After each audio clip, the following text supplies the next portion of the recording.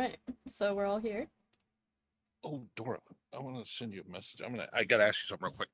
Stand back. Okay. Just really quickly before we start, Grinnin, that thing I had sent you a DM about, did we fix that?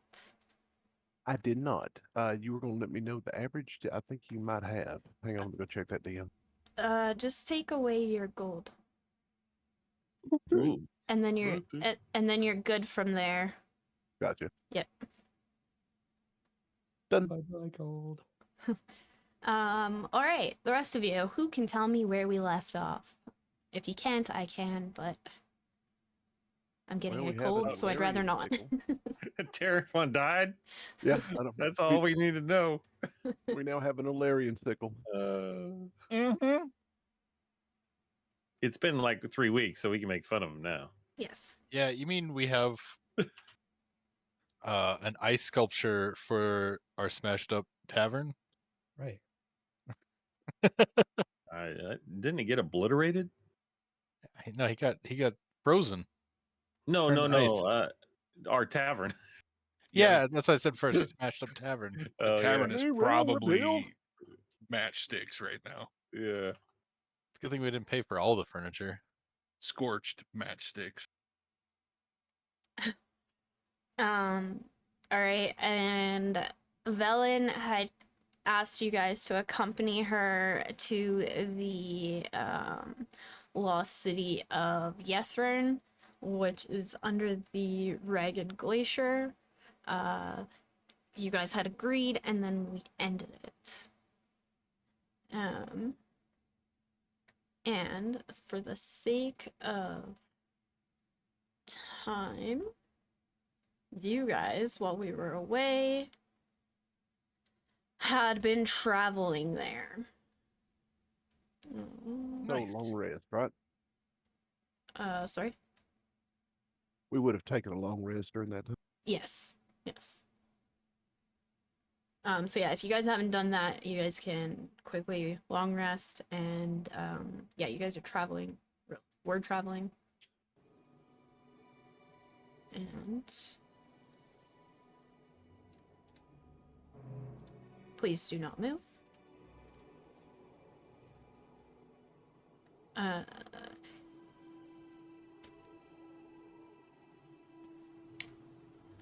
Oh.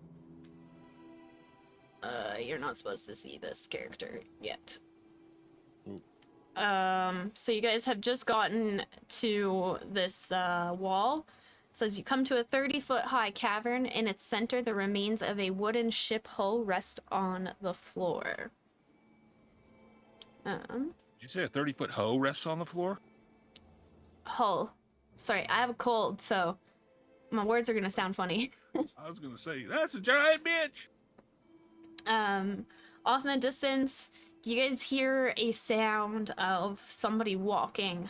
It's behind you. Velen turns around and says, Tyron, I've been waiting for you. Now you can come. By now you can come, you mean now you can put my thingy on the board? You are on the board. Oh, hi. He's got no HP. Yes, he does. He did. Yeah, I do have HP. Hello. We don't see it. It's blank for me. It's a blank bar. Oh, what the heck? You guys need to refresh, because I can see it. Okay. I'll put him back in. Just hold on. Refreshing. Get wrecked. I mean, I saw him. Oh, I gotta switch my name again. Ugh. It's like Illyrian, Oh. darker. No. Not No really. points. My name is Tyrion Barrison de Lamargo, and I only have 5 fingers on this hand. Added a whole bunch of letters to that last name. Sound like I was doing an embargo or something. Barrison del Embargo. You killed my father. Prepare to die. Prepare to die. Could you pick the length of your name? Y'all a mess. Don't worry, I'm gonna fix that right now, actually. Well, Tyron is the first name. The rest of it is surname stuff. So TBD, Yeah, we're gonna call him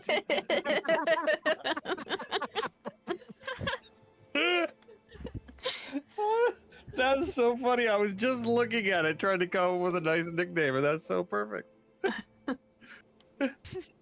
Clyde, what do you think of TBD? Do you think we ought to let him in the TBD. party? I don't know, TBD.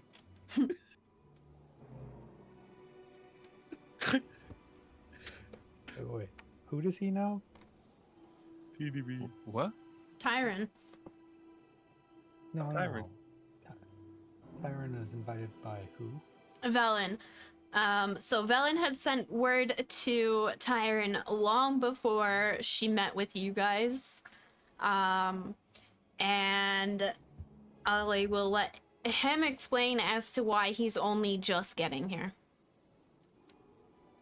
Yeah, so I had come to 10 Towns because I had heard there were people that were trying to figure out the mystery of why it was winter all the time.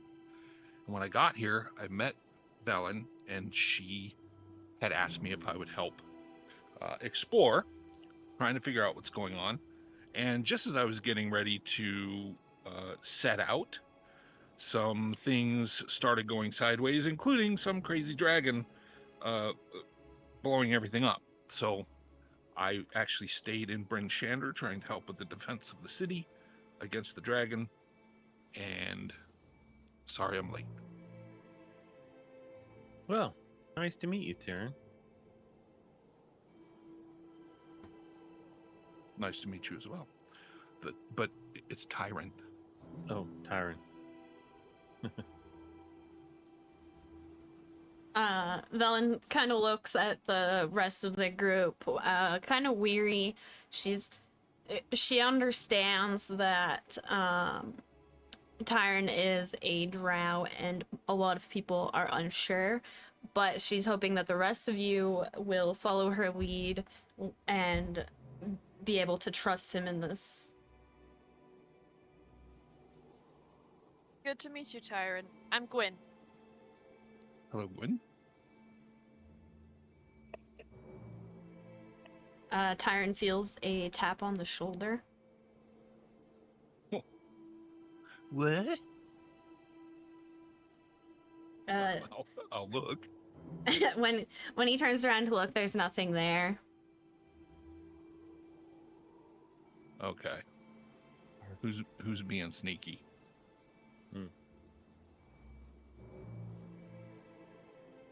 It could Our be new the friend ghost seems of paranoid. It could be the ghost of our former party member. Oh, that is true. He was quite sneaky. Or, not sneaky, but tricksy. Hmm. What the heck? You do still have your underwear on, do you? Whoa, personal. I'm just checking. My mustache away. I Actually, still am a bit in disbelief. I think this is all a prank that Illyrian is pulling on us. in all fairness, it would have been Illyrian that might have been stealing people's underwear. I walk up and hold out my hand. I'm Tima. I will shake his hand. Hello, Tima. Are you? And then I'll check my Friendly? pockets. Yes, I am. I'm very friendly. I have I've heard about you before. Generally not kind. what, the drow? Yeah. Yes. Well, yes, the drow are generally vicious, backstabbing, cruel people, but I have over time become more than a little bit unsure that that is the way I want to live my life.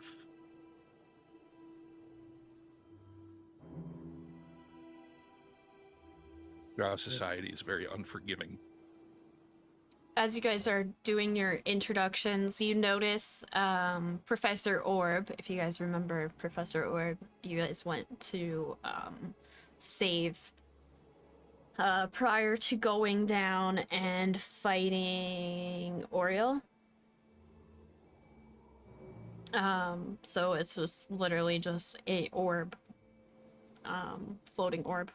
As you guys are doing your introductions, you notice Professor Orb taking a look at the wooden ship hull in the middle of the floor.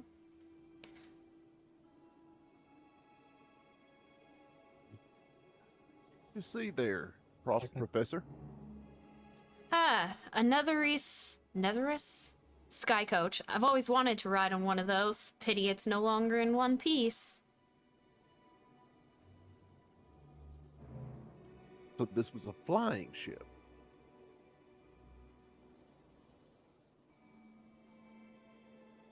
It would appear so. Off in the distance, you hear some cackling.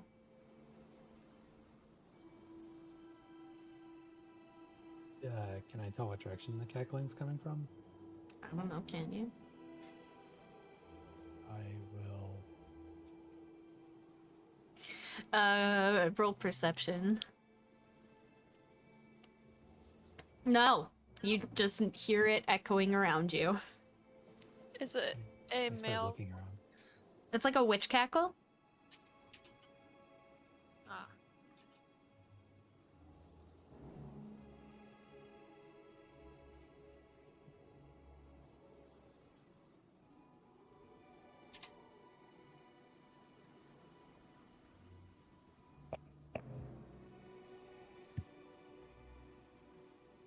What the heck was that?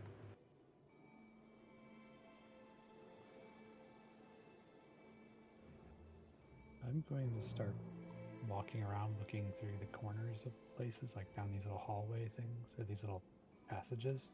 Mm-hmm. See if I can see anything. While still staying within range of the others. You're not seeing anything, and there's a cliff right here. So you're Up or down? down. So you're looking down.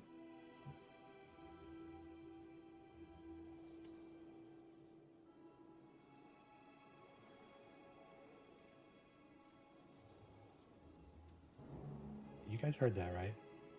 Yeah, I heard it. Mm-hmm. Does Sounded anyone like hear a cackling crazy lady. I just have to reload real quick. 1 second.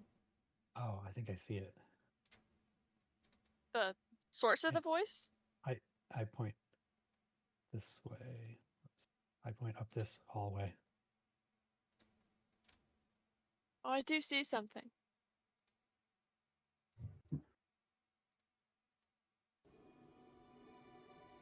Okay.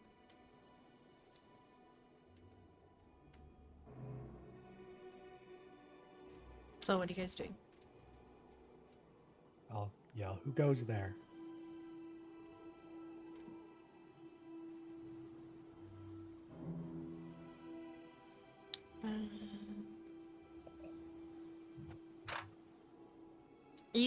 You continue to hear the cackling, but you don't see any kind of movement from them.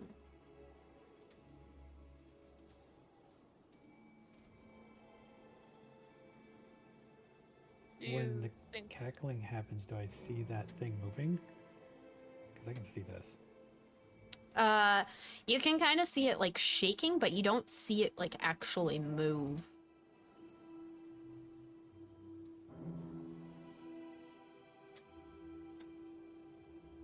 do you think it's the source of the laughter, the cackle? I do. I'm not leaving. I'm not. My focus is pinpointed right on it. I'm like, yeah, I think that's the thing that's making the noise. Shall we go towards it, or do you think we should stay out of its range? Oh, I don't know. You want to go introduce yourself? Walk up to it, say hello. We gotta check it out.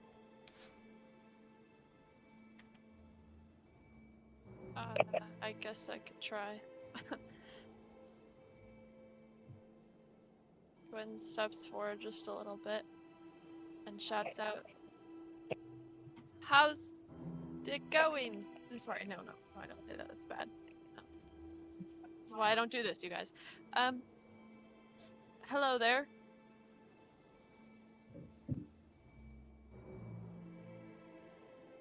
Okay. Uh-oh. Uh-oh. When's this back? And everybody roll initiative. We are going to use the same initiative for the rest of today. Hmm. Ander and Haley, change your Yeah. names. Thank you. Do you want me to roll initiative again? No, you guys are good. Okay.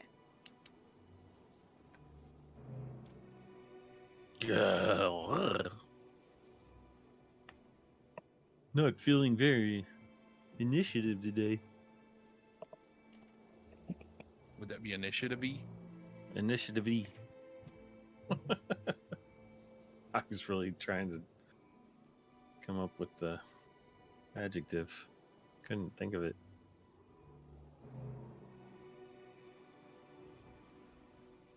Also, Dora, Mm-hmm. just as an FYI, Mm-hmm.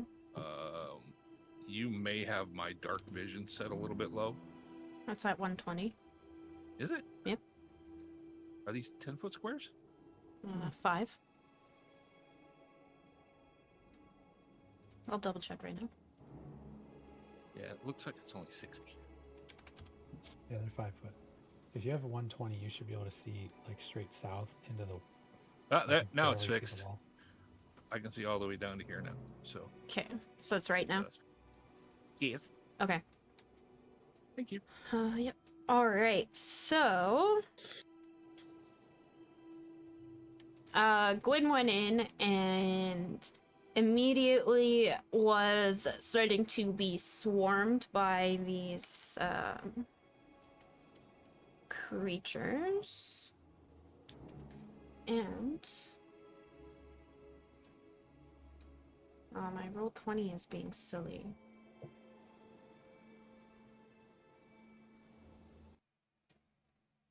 Did I play?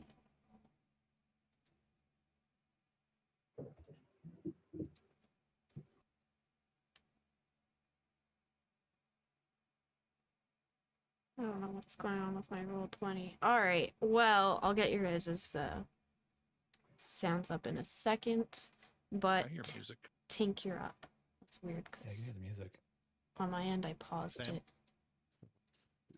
Oh, Actually, don't do anything. Just 1 second. I'm going to completely refresh.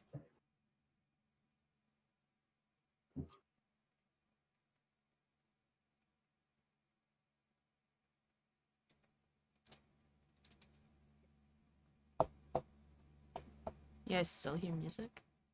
Mm-hmm.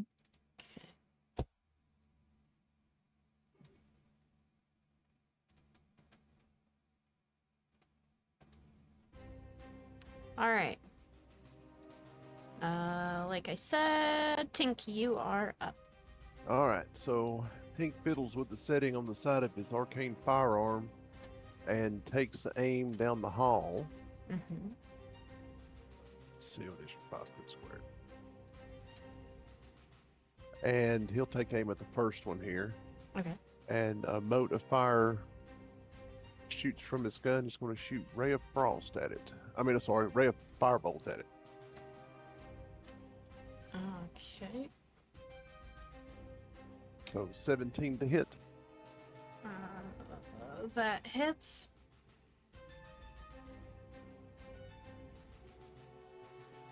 So that is 2d10 fire for 5, then plus 1d8 for the arcane firearm. So a total of 8 damage. Okay. And I'll back up 10 more feet, or yeah. All right. So that was fire damage, and they did in fact not take any of that damage. Oh boy! So I'll shout out as I end my turn there. It looks like they might be fire resistant. And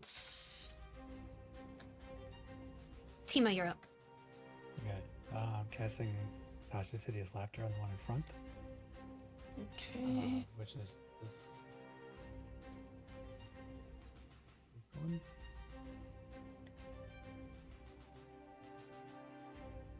You need to make a wisdom saving throw on my DC 17. And They got a 7. I'm just trying to figure out what kind of... what this would be. Enchantment. Okay. So they're now prone. And they are laughing. And laughing. Yeah, that is not the symbol I was going for. That is. Alright. And are you moving or what are you doing? I'm not moving, but I am going to do a bonus action telekinetic shove. Mhm. That's another DC 17 strength save. And I'll pull it 5 feet forward, right up toward Bellin. Okay. That's right here. Yep. Okay. And then that's my turn. All right. Tyron, you're up. Okay. I will shift to right here, which is gonna have me scrunch basically up against the wall. Okay. You're prone, so you have advantage. And I will attack this one right here in the front Mm-hmm. with rapier. Okay. So 26. That hits. And that will do. Stand by. Mhm. 9 damage. Okay. And then I will. Is it still alive? Yes. Okay, I will do another attack. 'Kay. Same situation. Rapier in my other hand. That hits. 22. And also 9 points of damage. Okay. All right. 20. What? Oh, it's 10. Oh, never mind. I was reading the tooltip wrong. It looked like you rolled a 20, but it was the description. Sorry. Yeah, I get a significant plus due to See that. proficiencies and stuff. All right. And now it is this guy back here's turn. And he is going to...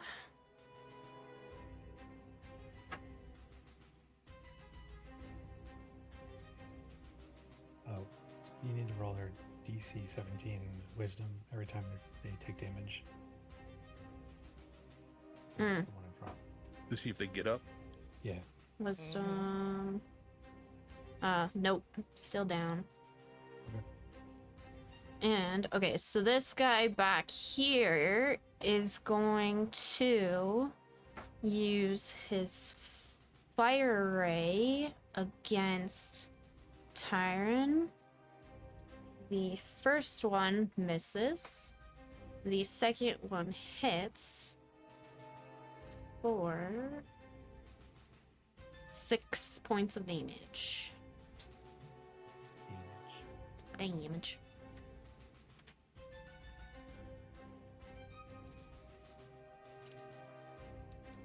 And then it is Valen's turn. And she is going to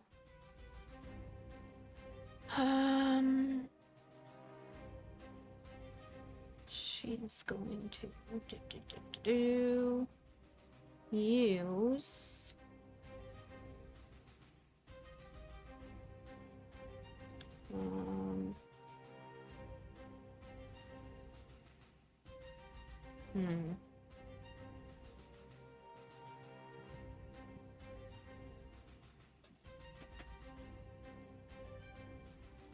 she's going to use vampiric touch on this one down here.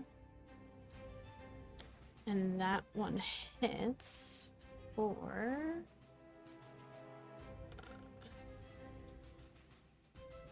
9 points of damage. And he will roll his wisdom, and he is still prone. And that brings us to Gwyn. Gwyn is going to. I can't step right over this, can I? The thing in the center? Yeah. No. Okay, so then Gwen is just gonna. Gwen is gonna step back to right here, Mm-hmm. and she's gonna target this one. With Okay. the guiding bolt. Mhm.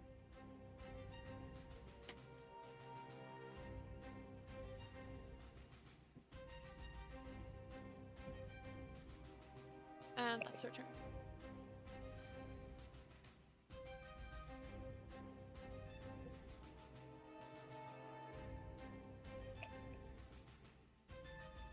Okay.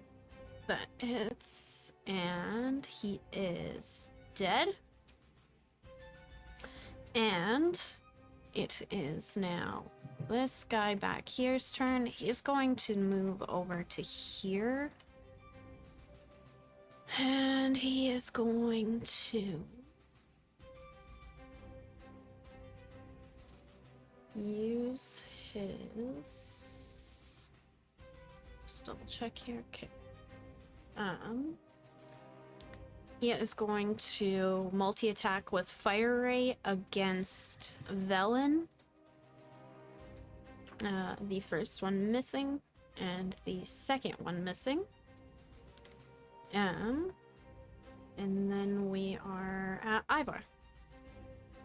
All right.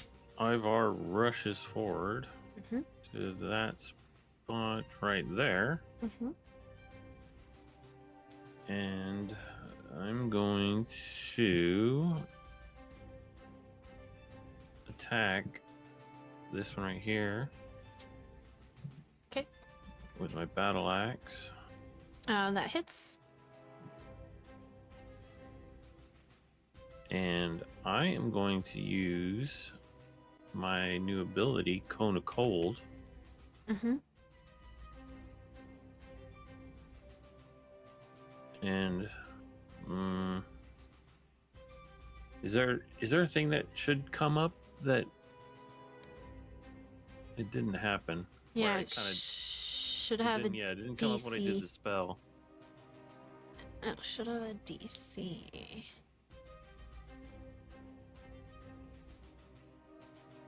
No, So let's Like see.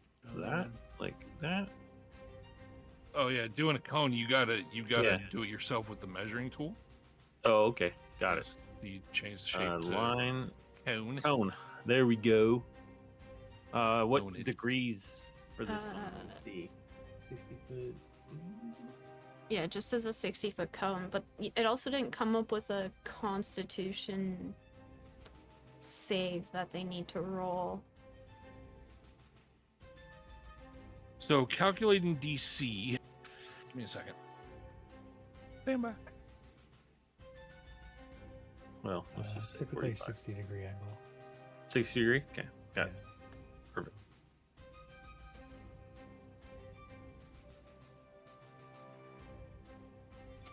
There we go. And then 8. how many feet? 60 8. foot cone. Wow. Yeah, it's so to calculate DC, it's 8 plus the proficiency bonus plus the intelligence modifier. So we should all be at like a 12 base. And then what's your intelligence modifier, Doma? It is not very high. It's -2. Okay, so 10 is the spell save DC. They're still going to take half damage on a Yeah. save, though. So that's the cone of cold right there. And I can't. I can only see 3. they're actually not going to take any damage. Holy. What?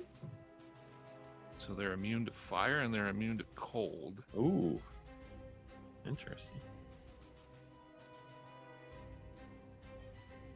That's unpleasant. Well, I'm just looking something up real quick about that cone of cold.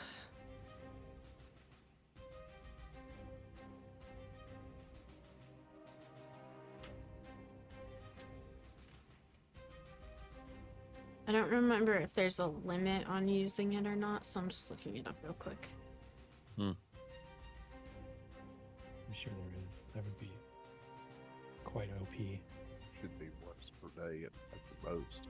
Yeah, I yeah, I think thought it was once per long rest. Yes, it is once per long rest. You are correct. So functionally once a day. Yeah.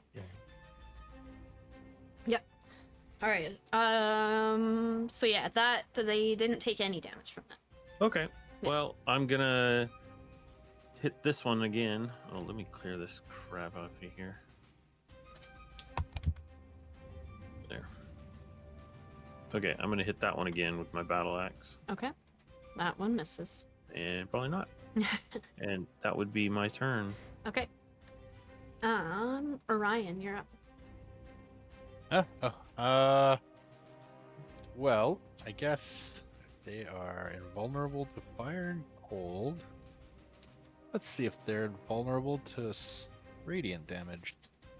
I'll use Sacred Flame on the closest one. This one. You can probably, Oh. Is there... Oops. probably looking at this one.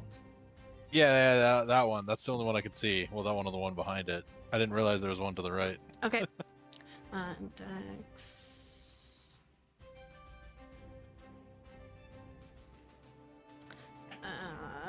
So it takes 8 damage.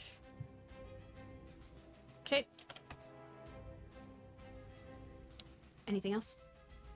That'll be my turn. Okay. And now it is this guy's turn. And he is going to use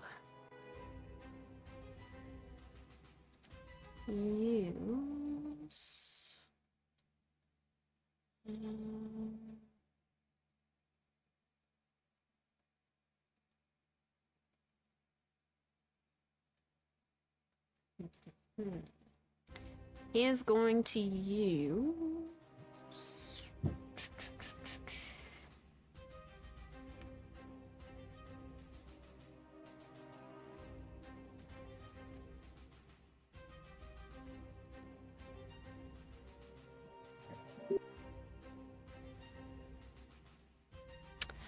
Fire Ray, but he's gonna have a disadvantage against Ivar. And misses. And misses. Yep. And then this guy up right here is going to also use Fire Ray against Ivar, missing. This one hits for 8 points of damage. And that's a spell, correct? It is, yes. It's a ranged weapon attack, actually.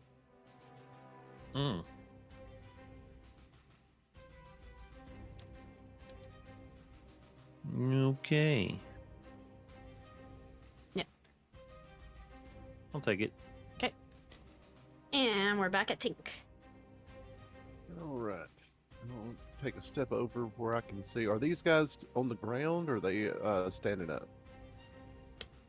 They're standing. Okay, Yeah, they're standing. All right. floating. I'll take aim at the guy there fighting Ivar. Okay. Careful aim. And I'll be using sharpshooter on this shot. Okay.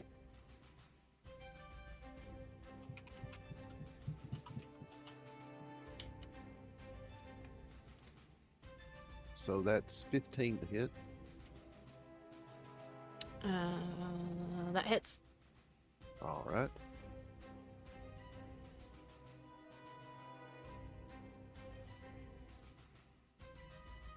So 27 total damage. Okay. All right. Moving or anything?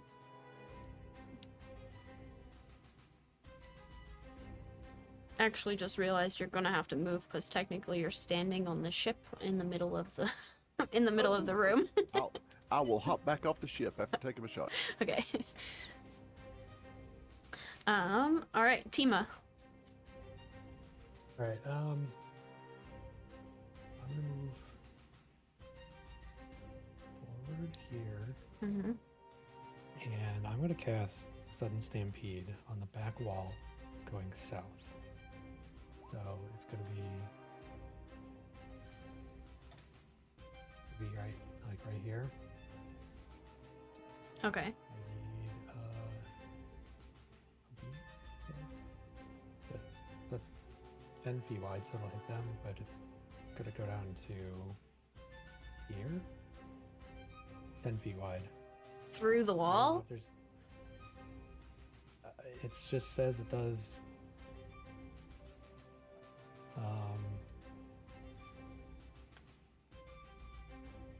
They run in a 10-foot wide, 60-foot long line in a given direction, starting from the point within range, trampling all creatures in their path. I assume they're not going through the wall, are they? But if you... I shouldn't be helping you in this situation, but if you put it... this, like, right at that one guy and down... It That's wouldn't... 10 feet, and it would hit. Yeah, it would hit Ivar. Because there's a... There's, like, a wall right here. I mean, Unless it just barges right through and then the whole thing comes crumbling down. I don't know that it. I mean, they're fake creatures. They're not like. Yeah.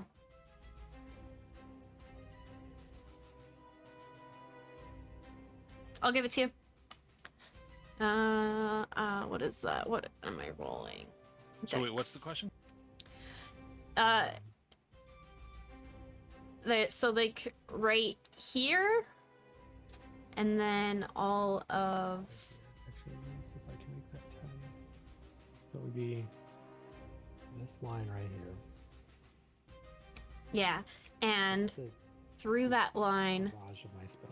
this right here is a wall, and then all through here is a wall. So, yeah, I mean, I would say, yeah, because they are spirits. They're going through the wall. Yeah. Okay. They'd be able to pass through stuff and things and stuff. Yeah. That's what we were trying to figure out. All right, Dex. All right, so for the top one, he gets hit and he is dead. For the second one, he does not.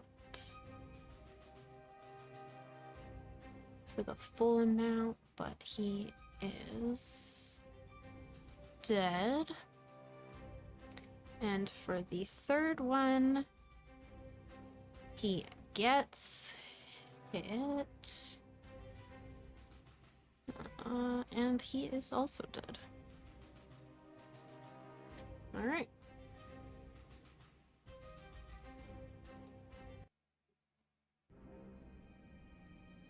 Alright.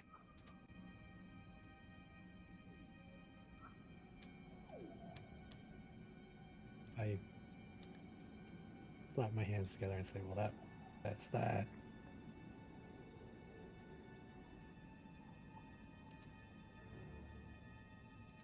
Dang, way to wrap it up. They seem troublesome. Hey.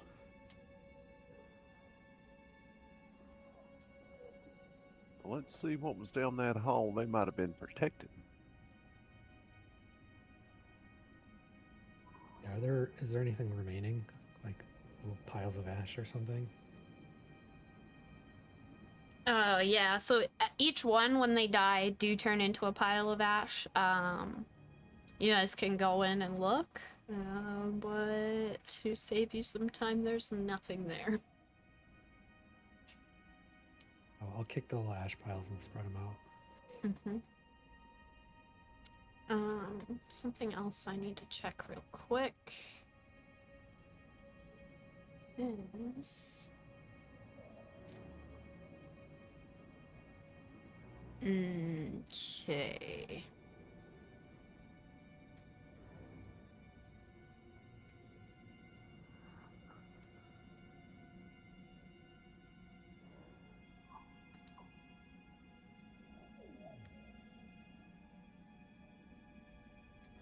One moment.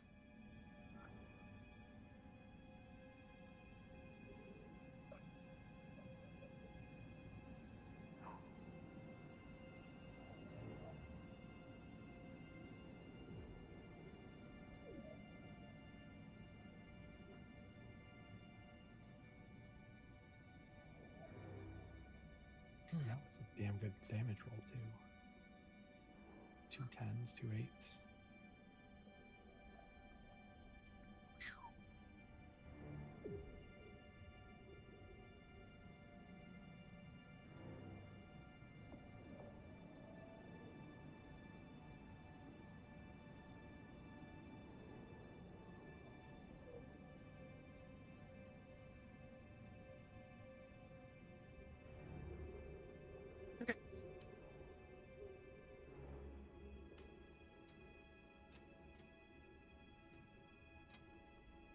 All right. So yeah, continue. You kicked the ash piles. So now you just spread the ash everywhere. Yep. Okay. Make sure there's nothing in the piles. Just. Better. Okay.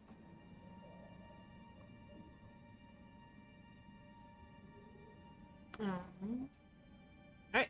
Carry on.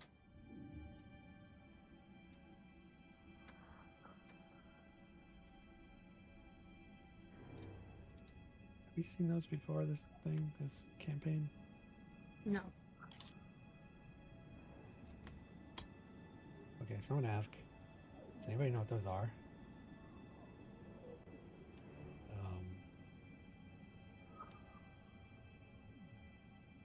I'm assuming Arcana would be the check for that.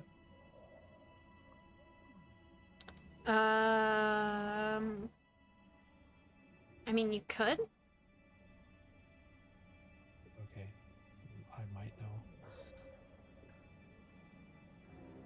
know. You can. Let me see. Yeah, you know that they are tiny undead flame skulls. They're literally flaming skulls. Well, We shall look toward our clerics and say, looks like we have undead in here.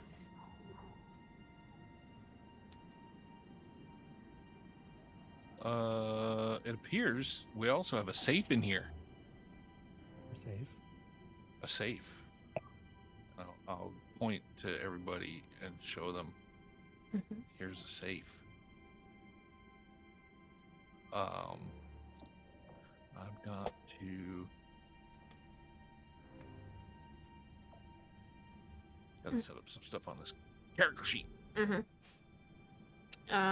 So yeah, if you guys want to investigate that area where Tyron is, somebody roll investigation and I will give you more.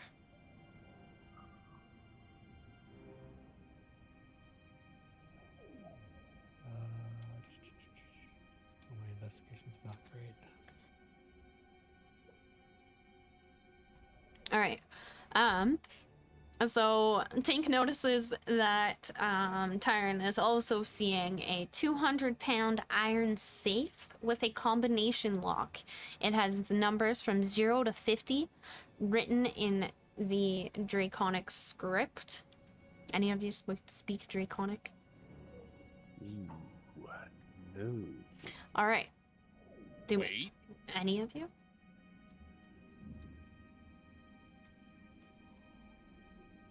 I'm sorry, what were you talking about? Not me. No. Nope. All right, so you guys just see a bunch of Anybody, scribbles. Wait, what speak were we Draconic? checking? There's a safe. Yeah, in yeah. the- What was in the Thor asking about? I'm sorry. Got a combination that the numbers are or something that appears to be written in Draconic. Oh, I speak Draconic. Okay, so then you can tell that the numbers are 0 to 50. On the combination lock. Okay, I'll relay that to the group. Mhm. Tell them these numbers are 1 to 50. That seems like a weird number to stop at, but hey, it's safe.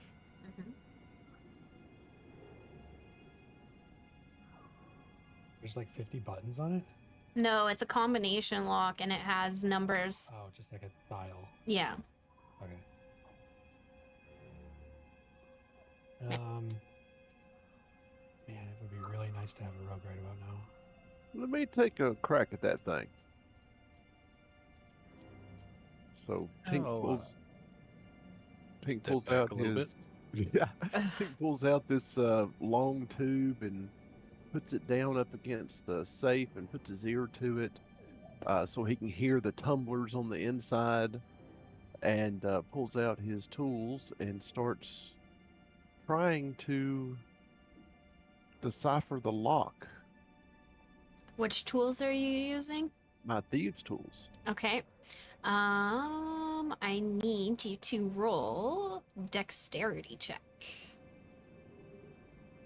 Oh no. Ta-da! Okay, so you do open it. The DC was a 20, so nice work. So you do open it. The safe contains a bag of holding. Oh. And the bag of holding has some stuff, so let me know who picks that up. What? We wouldn't know what's in the. That's why I said, let me know who picks it up. Yeah, but the thing with the bag of holding, unless it's changed, It is that says, you have to think about what you want out of the bag of holding when you reach in to grab it. Otherwise, you don't get it. So if you don't know what's in the bag, you can't get it. Let me You see. can think all contents, though. Can you? Mm-hmm. And it dump all the contents out. Oh yeah. If- the bag is turned inside out, its contents spill forth unharmed. Yeah.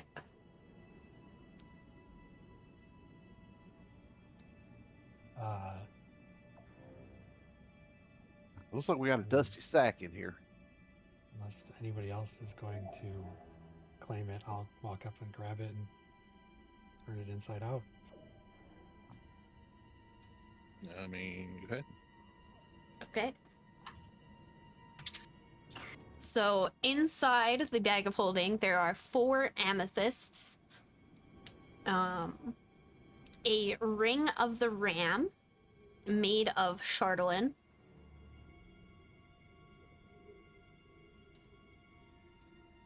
and that's it. So 4 amethysts and a ring of the ram.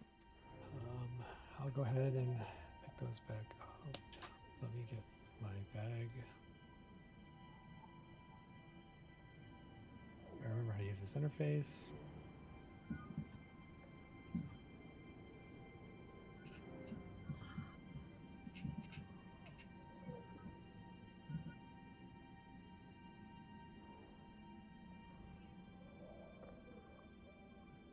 And I will share this with everybody so you all know Yeah, what dang. that is. That ring is OP. The ring's unusual composition has no effect on its magical properties. Wait, what?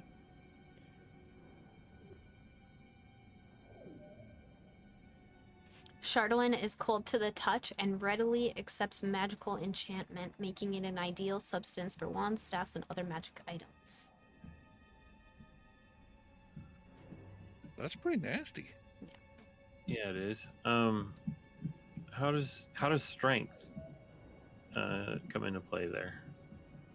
I don't think it does, based on what it says It's- here. The ring makes a strength check with a +5 bonus for each charge you spend. So you get 3 charges, and it Yeah. regains 1 expended charges daily at dawn. So once a day. I see what he's saying here, though. Isn't it base of 10 and then +5 for each charge? So one charge would be DC 15, 2 charges would be DC 20. Yeah. So Yeah. So it's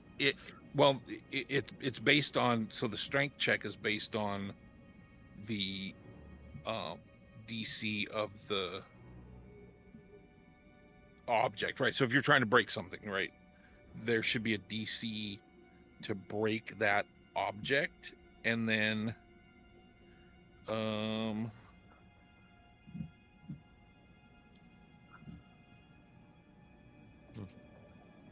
so yeah, but so if you spent 3 charges, it would be +15 bonus plus whatever your roll is, right? So your strength wouldn't necessarily come into play, right? It would be your roll plus a bonus of how many charges you spend, if that makes sense. So Yeah. See. Yeah, you make a die 20 roll and add +5 for every charge you use. right, exactly, yeah, that's what it is.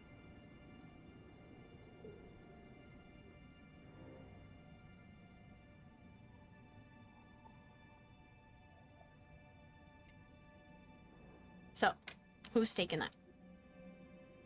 Or did you put it back in the bag? As I'm scooping it up, I see people looking at the ring, and I pick up the ring and hold it and ask if somebody wants a ring. It's like, do I know what kind of ring it is though? Do we know it's a ring of the ram? Probably not. It says once somebody attunes to it, you'll know what it is. Right. But we don't know right now. It's just a ring No. with ram's heads on it. Right.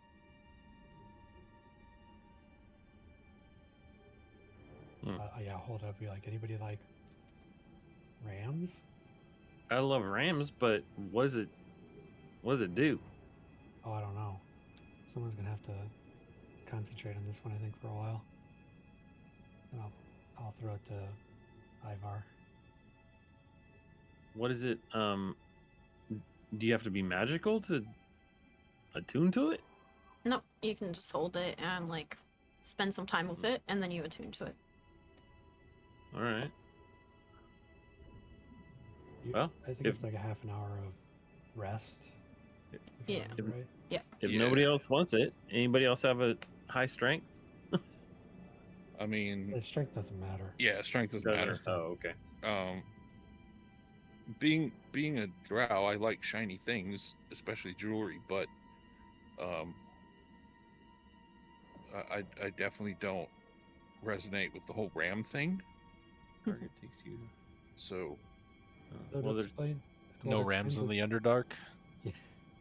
not really. there's a lot of rams where I'm from in the mountains, and we revere them. So Just to explain to those who don't know the rules, when you use a magic item, that's one of your actions in a turn. So if Okay. you want to use your action to make an attack, or you can use the ring. I see. So it's a 60-foot attack. Linear attack, yeah. So it's a 60-foot attack based on what your target takes 2d10 force damage and pushes them 5 feet away. Right. Each charge is 2d10. So if you roll 3 charges off of it, 60-10, baby. yeah. Okay, so it has 3 charges to start Mhm. with. Mhm. You can choose how many charges to use during that attack. It says you can expend 1 to 3 of the ring's charges. So yeah, you can use all 3 on one action. But then you only get 1 back per day. I One see. die, Got it. 3 back. Wait, one die. 3 back One, to yeah. It regains, 1d3 expended charges daily at dawn. So you have to roll a d3 in order to see what you get. roll a any- d6 and have it. Mm-hmm. Anybody else interested? I mean, I've already got 2 great bag of tricks. Is anybody else interested in this ring? It's quite huge. It's like a +7 weapon. Yeah. No one? I mean, I'll take it if nobody else wants it. I've got 4 attacks I can use in one go, so it could be useful to. Did our new friend show interest in that? I mean, it's Is that what I shiny. heard? It's shiny, but sorry, the stupid thing's trying to remind me of something. It's shiny, but the whole ram thing really doesn't resonate with me. If no one else wants it, I'm ranged and could definitely use it as additional range options. Mm-hmm. I Is was it? thinking somebody who's normally melee might want something that's ranged? Because it's Mhm. 60 feet is quite a range. Is it guaranteed hit? No. No. You roll a die 20 at 7. Yeah, so it's a 2-hit, but I'm also gonna say that based on the description, that ram's head goes in a line and will not pass through friendlies. Yeah, I don't think that it would. So if a friendly's in the way, they gonna get jacked up. Yeah. Okay. They gonna get rammed. They're gonna get rammed. Hmm. Okay. Well, I've been the recipient of 3 magical items already, so I'm deferring to whoever else might want it. Rock, paper, scissors. Come on, guys.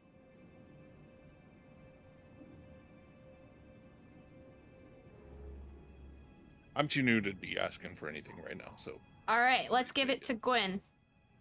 There you go. there you go. Gwyn does not trust the ring. You're not going to be able to give this thing away, Dora. Jesus. All right, put it back in the bag of holding, and let's move on. I'll use it I'll take it if nobody else just says, "I got it." Well, they're all Thank you. chicken. It's yours. Okay. All right, I'll take it. So you don't have anything else attuned, right? No. No.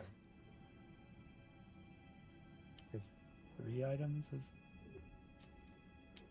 3 attuned items if I remember right. Is your maximum. All right, it's Ivar's. None of us are there yet. Okay. And then you have the 4 amethysts. 4 amethyst items at 2. Any other ram? Yeah, I'll scoop those up and throw them in the bag. Okay. And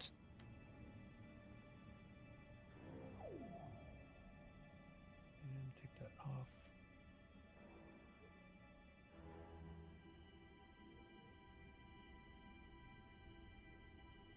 Just so you know, Dama, on the 4th tab, you can search for Ring of the Ram and then drag it into your items, and it'll bring it down with the descriptions and everything. Yeah, I've got it there. Trying to now bring it into my hot bar.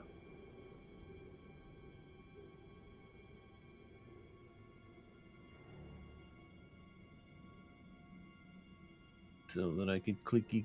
I'll make a macro for it later.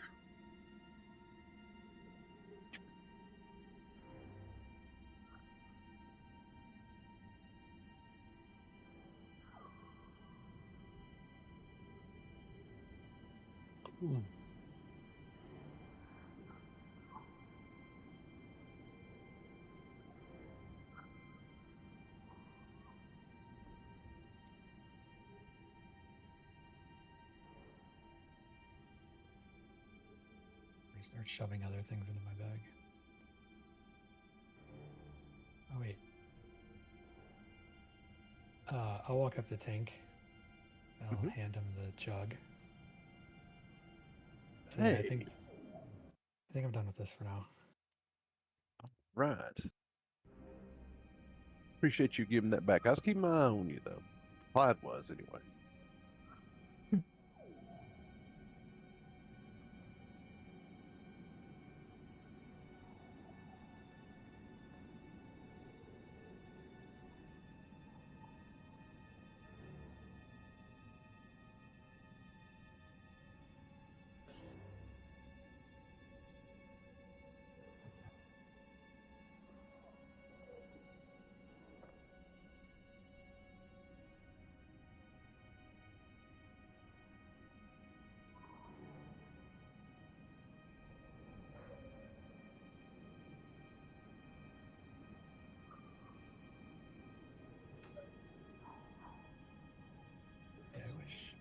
this had an actual inventory system.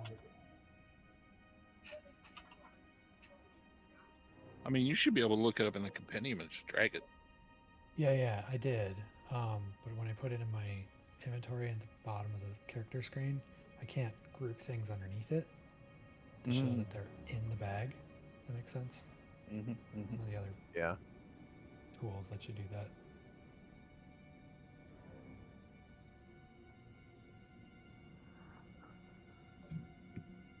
All right, so let's check out some of these other tunnels here and see what's around. Or we haven't investigated the ship yet, have we? That's what you guys just checked out. Okay. So the ship had the safe. Safe had the bag. Is there anything else in the safe? No, just the bag. And then scattered around, you find a bunch of headless skeletons.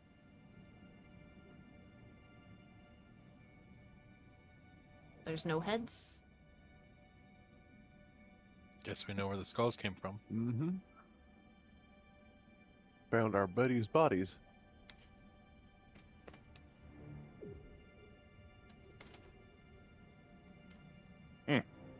Righto.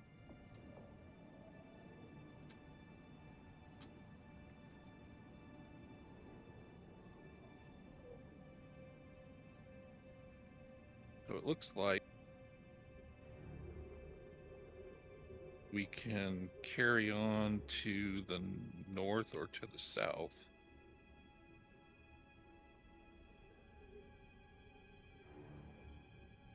I just want to remind you guys this is where you came from. Okay, so south it is. Right. Well, But not down the cliff face ice wall. Down the stairs. I put the bag over my shoulder and I start walking this way. Okay. So as you guys are going down the stairs, oh Lord. it is a naturally formed staircase of ice. I go, hey guys, what about this way? As you say that, Velen just kind of turns and looks at you. Just shrugs her shoulders and looks around to see if anybody else wants to go that way. Ivar bends over and skulks in the corner and says, "My precious."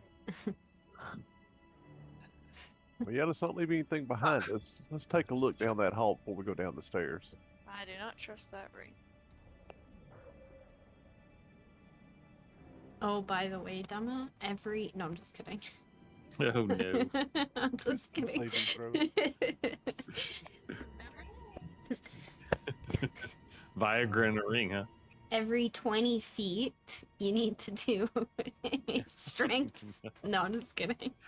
Oh no. I only say it because of Gwen's skeptical. I don't think it's anything. I'm on this chart. I'm gonna be skeptical of it. I don't know, call it a thing with me, but I like always following the right wall whenever I'm in a strange place. Mm-hmm. I'll keep advancing, see if there's anything up here. Velen says, holler if you see anything.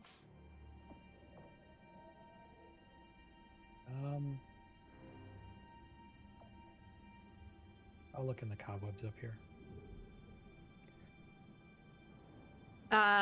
You just see like tiny little spider creatures. I want to eat one of them. Same thing over here. Same thing. Right. Yeah. Oh, sorry, there's nothing over here. Let us go forth. Velen holds her hand out to let you guys go ahead.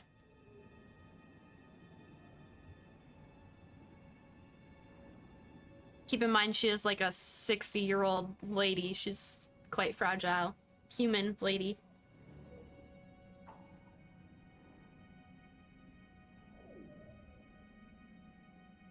So, where's her walker? Oh, she has a cane, remember? Oh, I'll yeah. walk with you. Well, he wouldn't remember, but I didn't He have. he's met her. you should be able Yeah, to see it. Oh yeah, right. Yeah, they're friends apparently. I didn't have going down the small intestines Wink, wink. on my bingo card today. Velen looks over at Tink and Gwyn and waves her hand forward. It's a trap. Well, Oops. hello. Wrong character. What Sorry, is Gwyn. this little thing?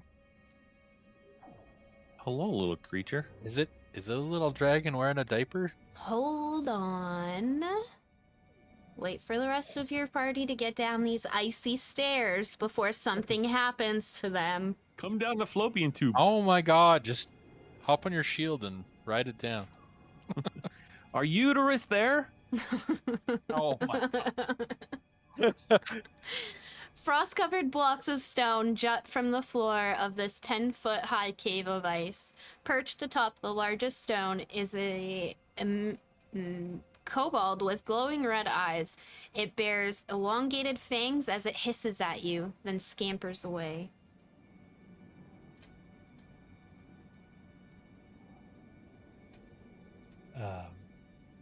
I think we've been spotted. I assume he's going to go get friends. Yeah, just stay right where you are. Oh, I can see him. Oh, I can see more. I'm backing up. Yeah, there's more people back there. More things back there. We have incoming.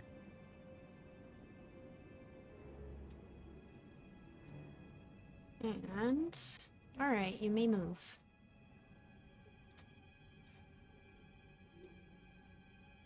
Professor Scant, immediately after Velen gets down the stairs a little bit more, starts to go ahead. Gwen's gotta move. There we go. Velen stops at the bottom of the stairs. Professor Scant, or Professor Orb, immediately goes forward a little bit to right here and says, "Oh, I know what that is. That is a kobold vampire spawn. It's a small undead. Have you guys heard of it? uh-uh. It's I've heard of vampires it's and kobolds. it's very resistant to neurotic, bludgeoning, piercing, and slashing from non-magical items. So just be very careful.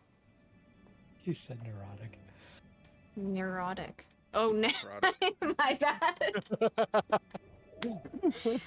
Yes, it's neurotic. All right, but yeah. So now you guys know.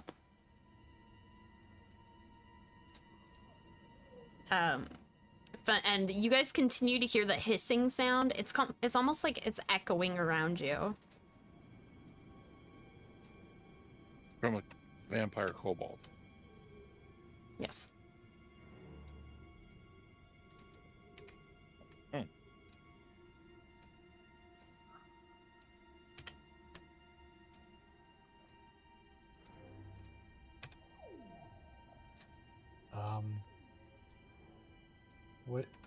What is back here in this corner? Nothing. It's like a, Like It's- chambers or whatever. yeah, it like, give me a second here. Oops. It is a, so you know like when ice forms, there's like bubbles? Okay. Yeah, it's like bubbles into like the ice. That's all it is. Oh, so I can see like chambers behind an ice wall, sort of thing. Yeah, it's just like bubbles within the wall. You can try to go through, but you won't. Okay. Yep. All right. So, yeah, it looks like we have to go that way. And those undead creatures are in a way. Who wants to take the lead on that? I have a feeling we're gonna have to fight them. Do we want to try to? Oh, I guess we can't sneak up on them because they know we're here.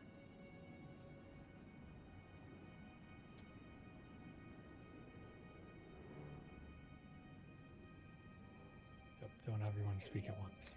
I mean, there's really only one way we can go. Yep. I prefer not to be in front. Velen pushes past Well. and she says, "Let's do this." Oh my. The old lady in the lead. Gonna start calling her Leroy. Well, hello. Oh no. As soon as Ivar enters the room, this one I shouldn't have done that. comes forward and tries to claw at Ivar, missing. And we are at Tink.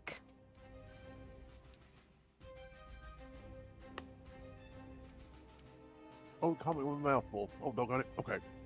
Hmm. Okay, so Tink pulls out this one of his little contraptions and twists a dial on it, and it starts glowing red. And he tosses it into the air, and it goes out to the middle of the room there. Let's see how big it's going to be. I think this is a 20-foot circle. Not there.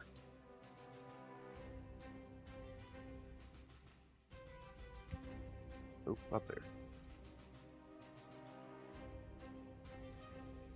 Yeah, go down. Yeah, that's fine.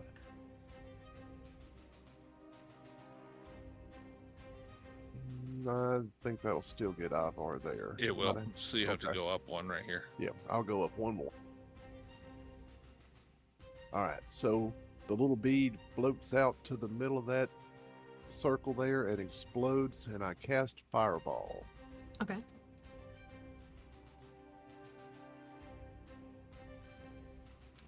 All right, and that is a dex.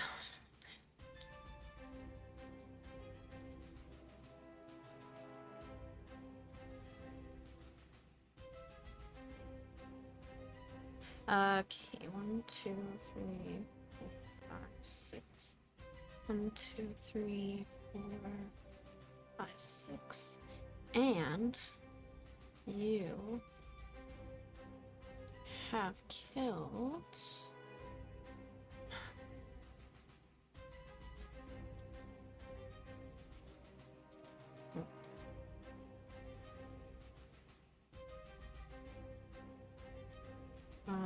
can you put your circle back up again just so I can make sure that where they all were? Okay. So 1, 2, 3, 4, 5. Perfect. And so you've killed the 5 that your thing went to. And when they died, they exploded and they had when they exploded, bursts of jagged ice came out of them. So yeah. Okay? Yep. So since they exploded, I'm going to back up out of the hallway there.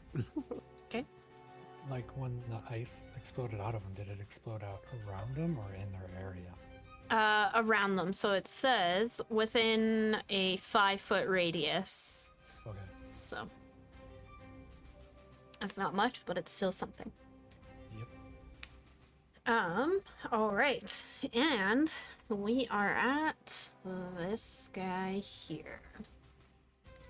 And he is going to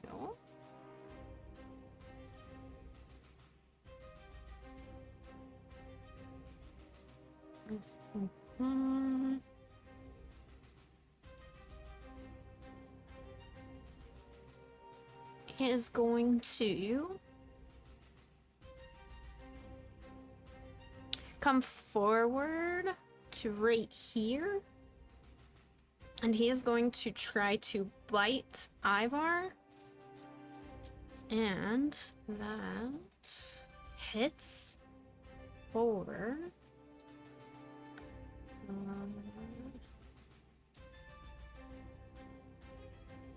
6 damage.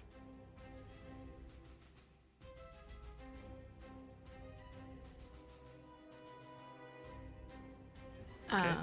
When he does that, he also takes 3 points of damage to himself.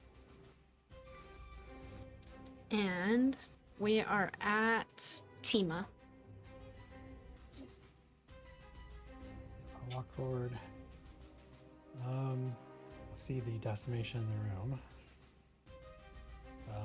I'll use my bonus telekinetic push on the one, this guy right here. Okay.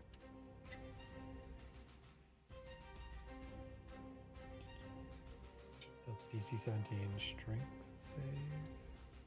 Okay. Yep, strength save. So pushed this way. Right here. Okay. And then, as my attack action, I will.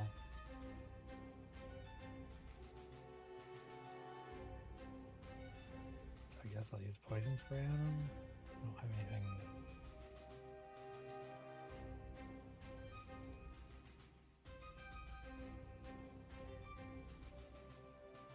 Constitution for 5 poison damage. They will take no damage. Okay, I'll say I don't think poison works on him. And then that's my turn. Okay. And we are at what is Let's this go back guy? All right, and we at he's dead. Okay. Tyron. I will.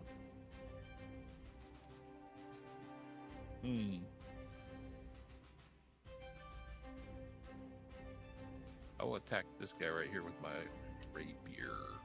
Okay.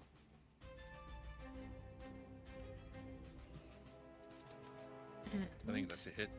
Yeah. What is whoops, I didn't mean to do that. What kind of damage is a rapier? Piercing. Piercing. Okay.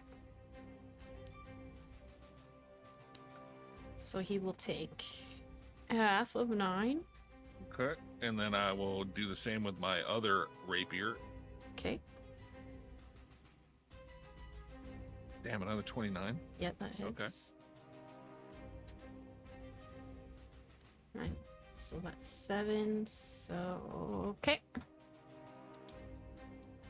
All right. And that's it. All right. And it is Velen, and she is going to use. Oh, actually, as a bonus action, I apologize. Mm-hmm. As a bonus action,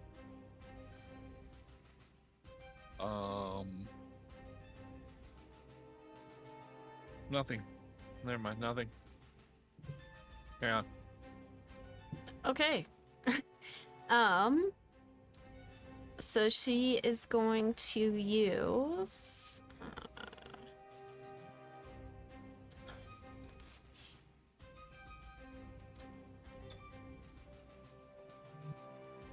She is going to use chill touch against the kobold. Hitting for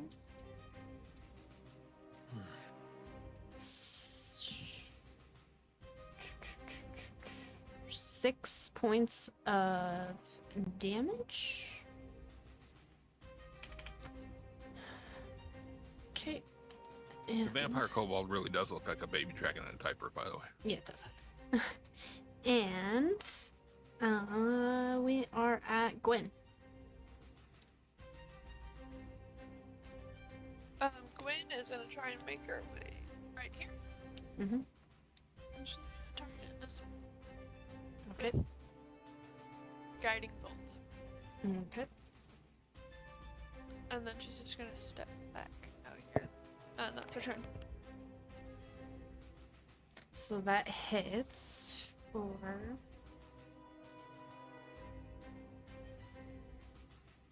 46 points of damage. and that it's dead. You see it explode into jagged ice everywhere. And we are at Ivar.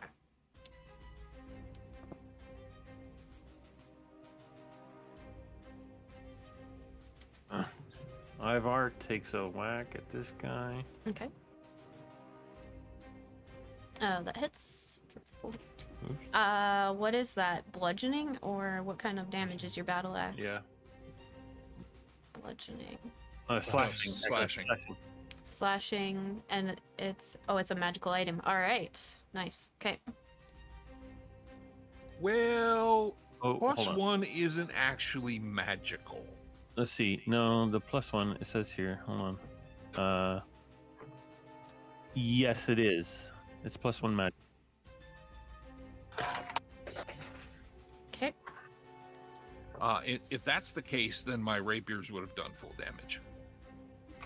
You said piercing. No, slashing. He did slashing, I did yes. piercing, but if it's magical, if they're vulnerable to magical weapons. No. No? Slashing from non-magical attacks. Right, but that would indicate So- that magical attack, which magical weapons constitute magical attacks. So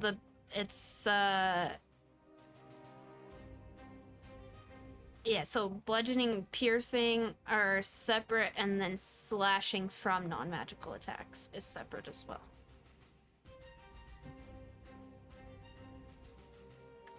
I think I see what you're saying, but Mhm. yeah, I mean, I won't press it obviously, but carry on. Carry on. It's just weird for them to word it that way. Yeah. Yeah. Okay. So that that Okay. did damage. Attack 2? That misses. Yikes. Okay. Okay.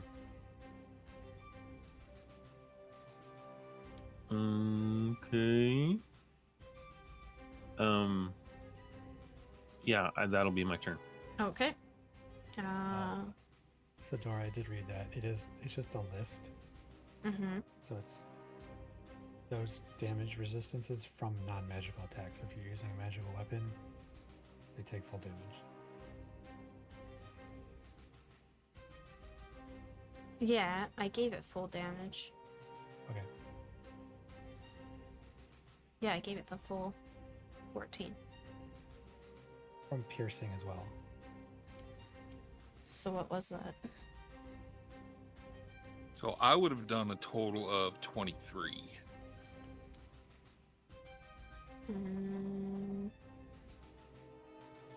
Okay. I can see how you're reading it that way, but it's just, yeah, it's any of that damage resistance if you're not using a magical item. Okay, so in which case this guy's dead.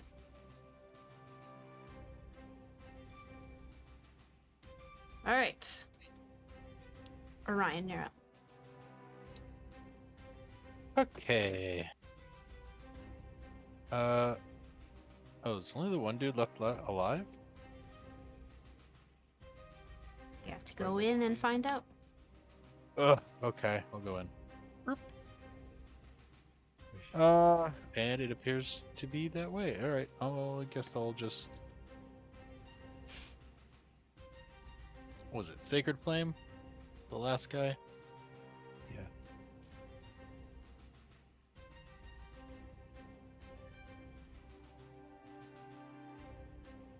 Oh no, it's Guiding Bolt.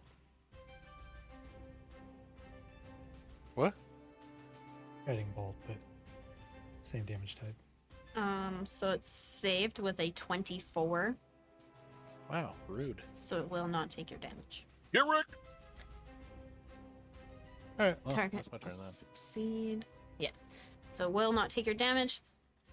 And we are back at this guy, and he is once again going to step towards Ivar.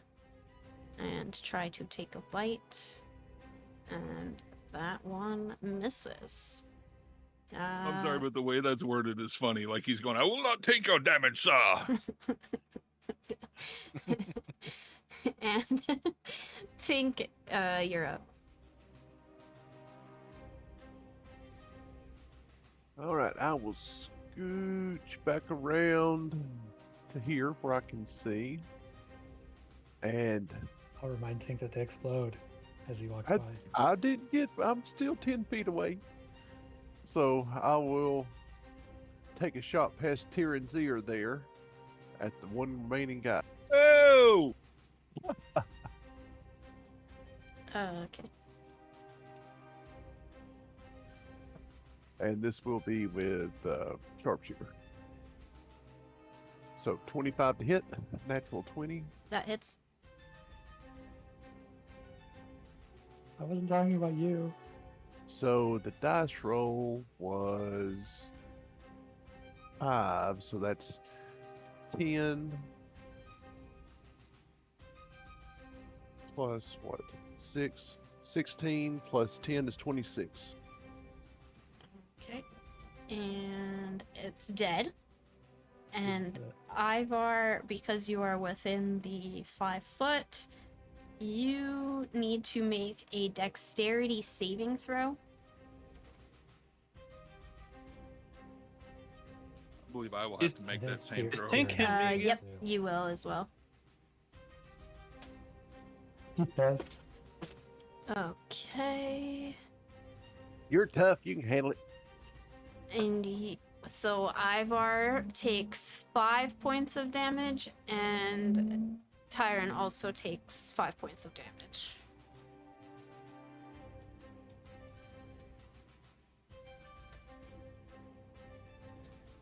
So half on save, huh? Yeah. Bastard. I do not see Tyron's hit point. It still doesn't show up for me. Well, alright. Whatever. I am immortal. You can see the bar. There's no numbers on it. How about now? Yeah. Oh, there it is. There you go. 91 out of 91. All right. Except that it's not anymore. So, in this area, sparkling icicles as long as long swords cling to the 40-foot high roof of this cavern, the floor of which is strewn with frost-covered blocks of stone and toppled pillar. Embedded in the east wall is a glittering stone tower that appears to have crashed through the ceiling long ago. The exposed wall is cracked and has a few small holes in it, but is otherwise intact. Sorry, what's the tower made out of? Frost, snow, ice. Oh, okay. I'm just kidding. It's in the east wall is a glittering stone tower. Oh, okay. Oh, I see it over there. I thought it was this thing in front of us. No, All right, never mind. No. My brain was thinking Crystal Tower. this.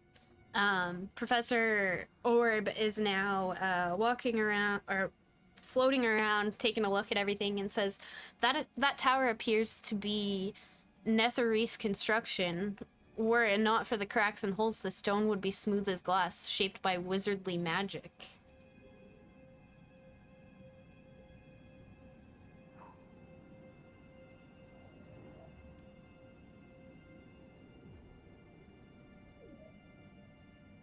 I'm gonna walk up to the wall and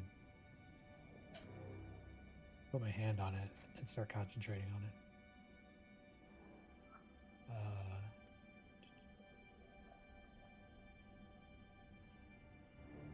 Doing a ritual read object.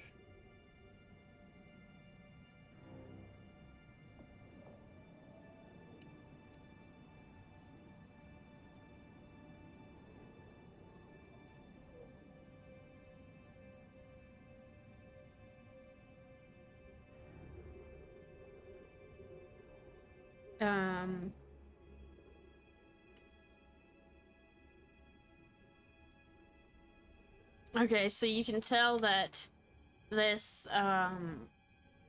this tower used to be above, and it had crashed through And when it came crashing through, it just broke. Okay. I'll relay to the group that this tower seemed to be above ground or something in the past. And it now resides here. So does it look like there's an entrance into the tower from where we are? So right here is split up.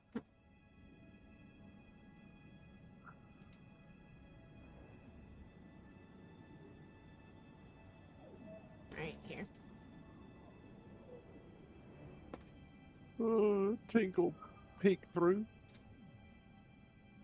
See if I see anything on the other side. Are you like sticking your head through? Well, I'm like standing to the edge and looking through the very edge of it, round the corner. Kind of like peeking. Okay. Mhm. You see little remains of this tower besides its outer shell. The interior walls are decorated with shifting geometric patterns. A human skeleton in a white robe lies on the uneven floor. I'll tell everybody it looks like there's a skeleton inside, and it's some kind of eclectic decorator pattern in here. Professor Orb asks, mind if I go through? Be my guest. Okay. Did the skeleton still have its head? So Professor Orb goes through, and you guys can hear him say, Netherese spellcasters would come to towers like this one to regain their spent magic more quickly. Despite the extensive damage, I would venture to guess that the tower still works. So it's a spell recharging tower?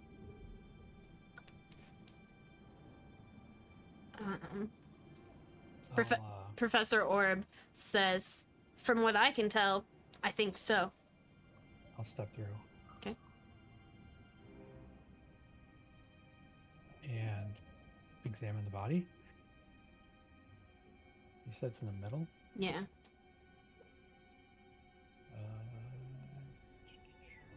You know, curiosity cured the cat, so I got to step in too. You just notice that it is a dead body.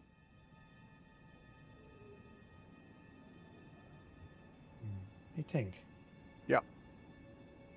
Do these robes look special to you? Let's see. If I were to investigate, if I'm looking for any type of significance on the robes, would that be arcana or history or investigation? Or... History. Okay, so you know that you've seen these kind of robes before on Netherese priests.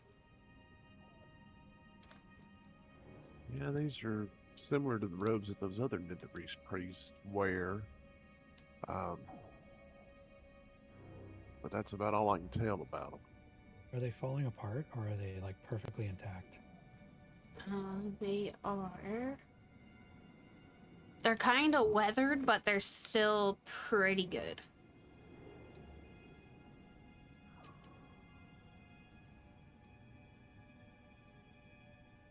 If they're still in that kind of shape after he's deteriorated the way he is, we might want to consider taking them. That's what I was thinking.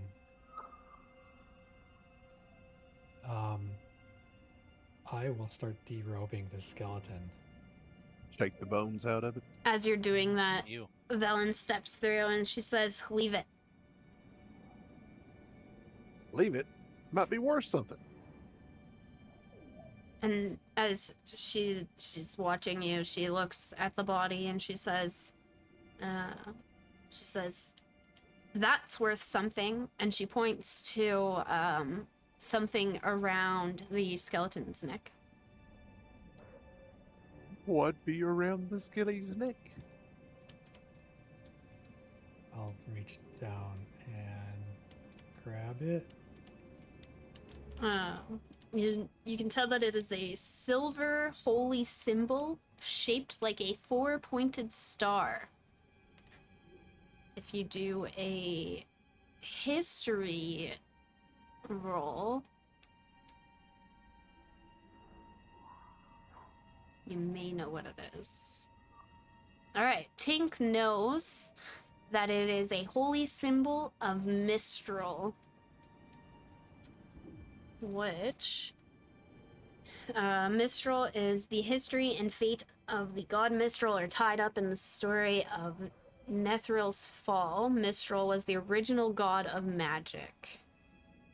She is said to have created the weave, which enables spellcasters. A Netherese mage named Karsus sought to steal Mistral's godly power. To prevent certain doom from befalling the material world, Mistral sacrificed herself to keep Karsus from achieving his goal. After her sacrifice, Mistral was reincarnated as Mistra and is now worshipped across Faerun. I relay that bit of knowledge there to Tima. So this could be worth something. You think it has any powers? Possibly. I can check tonight at camp. I don't have anything prepared. I have to use a ritual to test if it's magical or not and to identify it. Yeah, let's hold on to this for now. All right, hang on to it. Looking around the room, there's nothing else of interest in here. You said it was an amulet of Mistral? Yeah. Mystryl.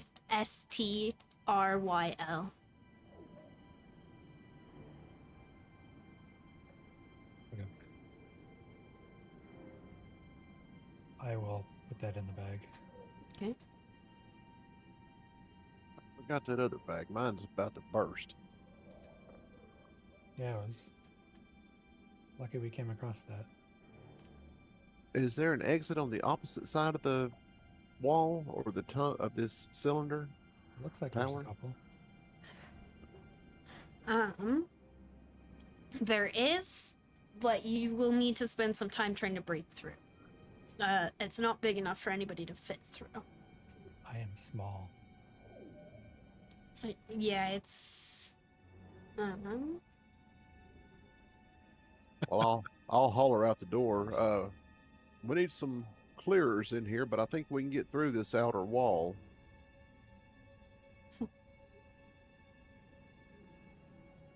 I don't want to get my fingers dirty. Wait, why is my bio not up to date?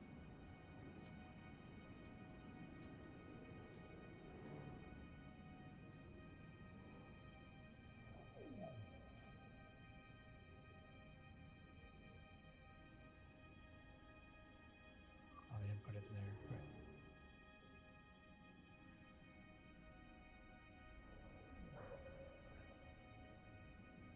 Yeah, we have that way. There's also a set of stairs back there we missed, but we can keep going this way. Maybe there's something interesting behind this tower.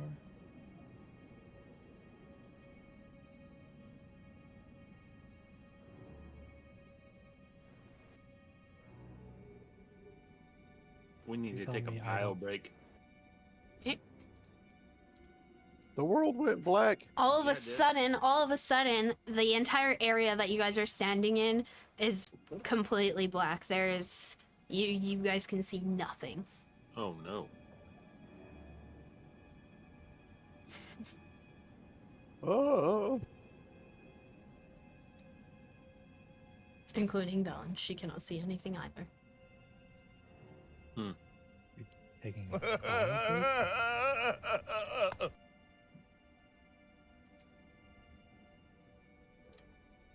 Well, that stinks. Can I feel anything around me within 5 feet? You can feel the wall, but stay where you are. Don't do anything. Ivar, go take your bio break. Thank you. Yes. I'm going to go get drugs. bring me some.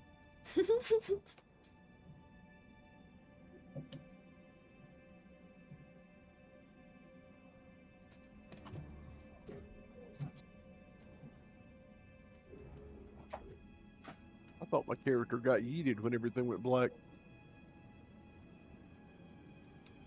Nope. You're standing against the wall. Ivar's standing in the middle of the room, and Tima, you are against the side.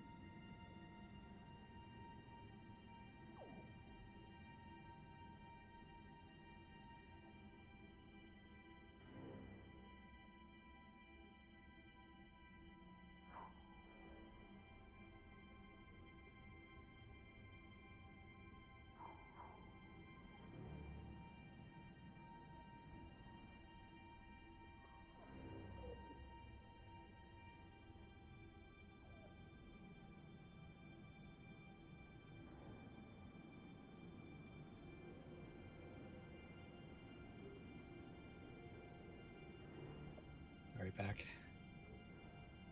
Welcome back. Hello, back. I'm Dora. Hi, Dora. Is Dama back? No. Okay.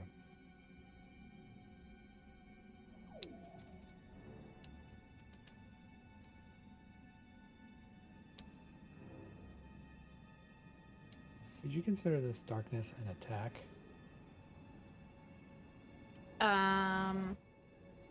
No? Okay.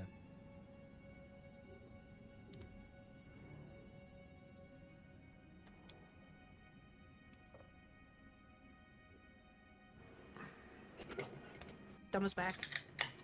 I'm back, but Haley's not back. Okay.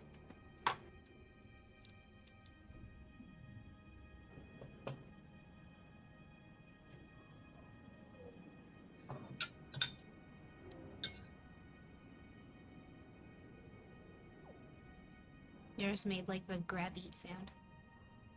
Okay. Hmm. Yep.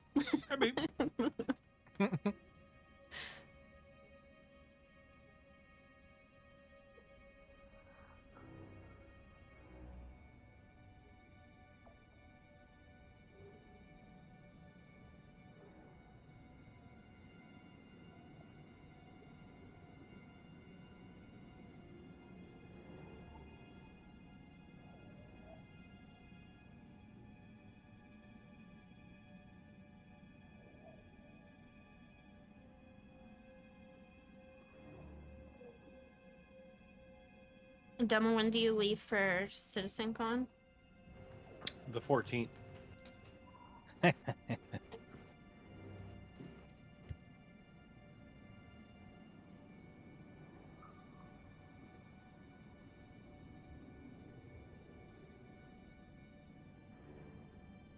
Oh, that's Thanksgiving for us.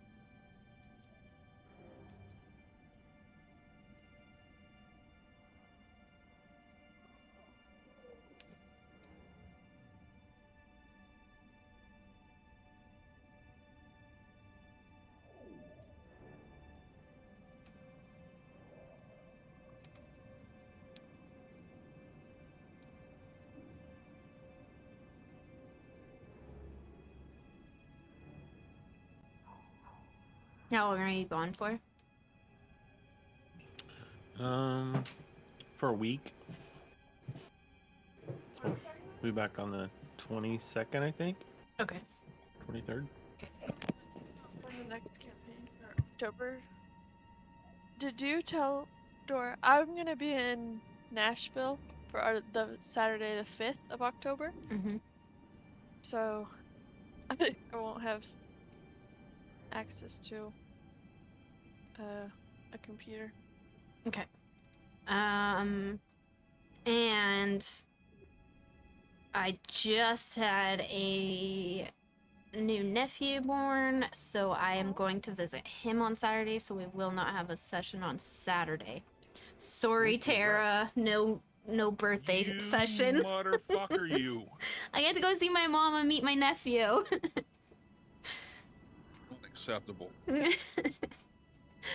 So after that will be the 12th, I guess, and then the 26th.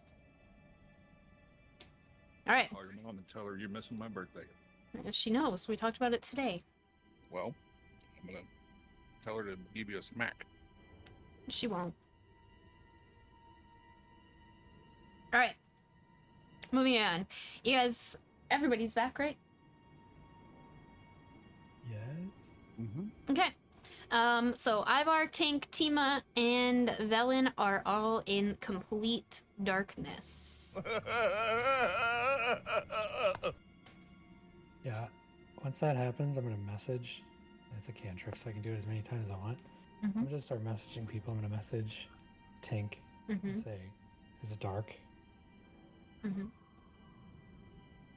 I say, "Is it dark, Tink?" And you can respond to me. Hell yeah, it's dark. Here, hang on, I got something for this. So Tink reaches in his pocket and pulls out his Demagikifier 3.2, tosses it into the air, and casts Dispel Magic on darkness.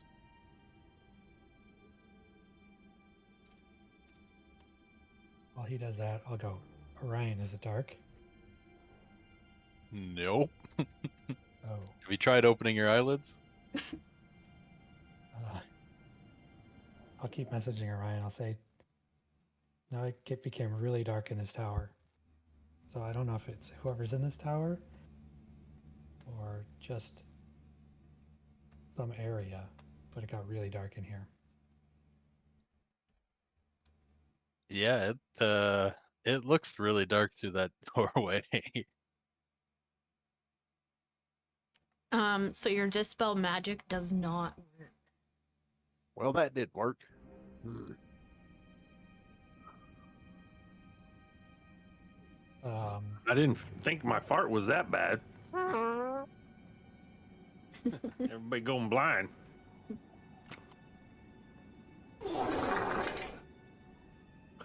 I'm going to start walking 5 feet at a time and just Mhm. like feeling the walls in front of me. Back toward. You bump into Ivar. Oh, Well, hello there, big guy. sorry about that. I'll go through Ivar. Okay. Is there a passage in front of me to the left? No, there's. Oh, right there. Yeah. Okay. I'm just gonna keep going in this direction Okay. until I bump into something. Okay. You hit the side of the tower. Oh, all right. If I remember right, the passage was like I'm still inside the tower, right? Mm-hmm. Right. If I remember right, the passage is here, Yep. and I walk out. And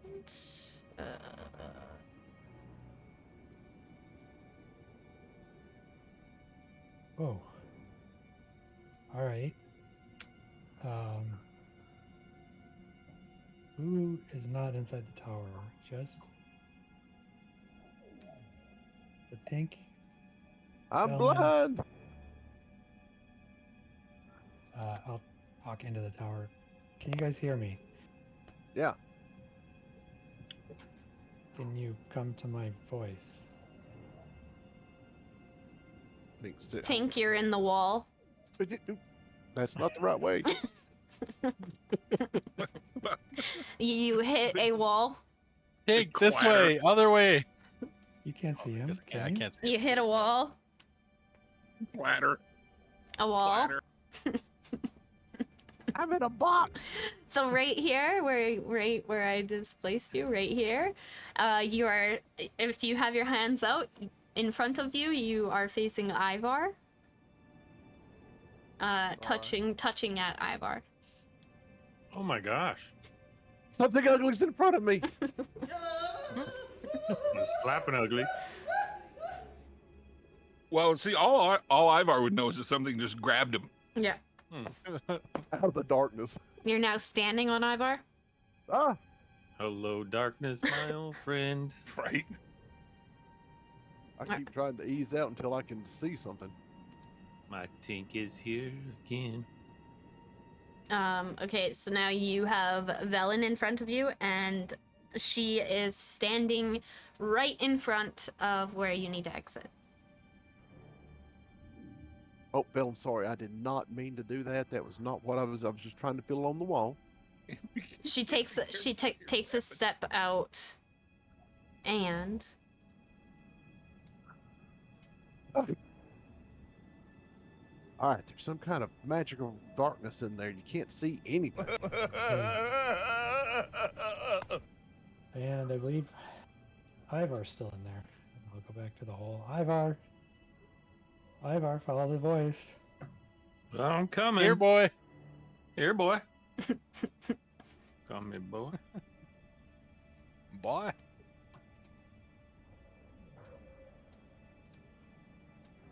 Can't see anything. Gab nabbit.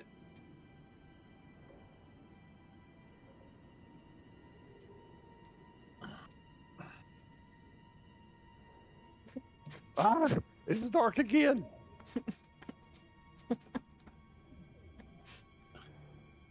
oh goodness.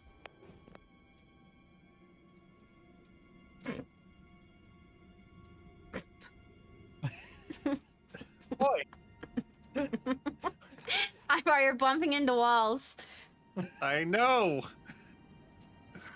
Trial and error. I mean, he made it out. Did his vision not restore?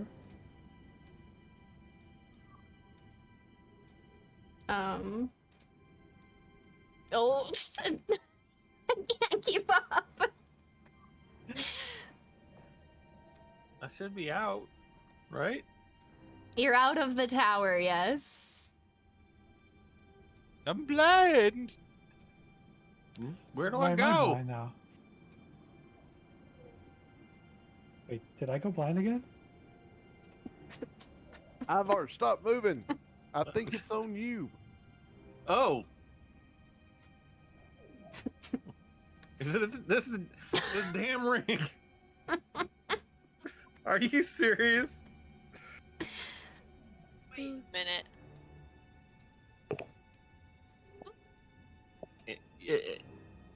So it went dark after 30 minutes after I got this damn ring. I'm attuned to it. Oh. Oh, that's right. Well, that's not good. Ivar has a sneaking suspicion that this ring is not good. So he takes it off and puts it in his pocket. Called the Gwyntingle.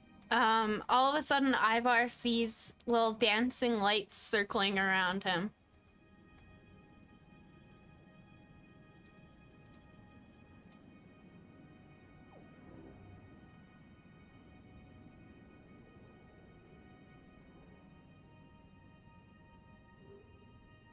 Well, I'm still blind. Did you take the bloody ring off? I took it off. It's in my pocket. All right. Ivar takes the ring out of his pocket and throws it on the ground. I don't think it's the ring. Dad, I can't see shit. Fix it. I'm sorry, what? I can't see anything. Ivar, realizing that he just threw away his ring and it didn't do anything different, he gets on all fours. Yeah, you had to throw it, didn't you? You couldn't just place it on the ground. Oh. So Ivar's on all fours, like looking for his ring. My precious.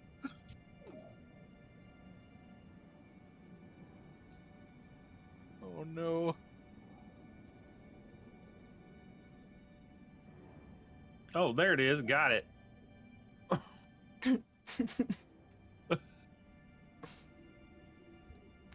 Stay right where you are. Okay.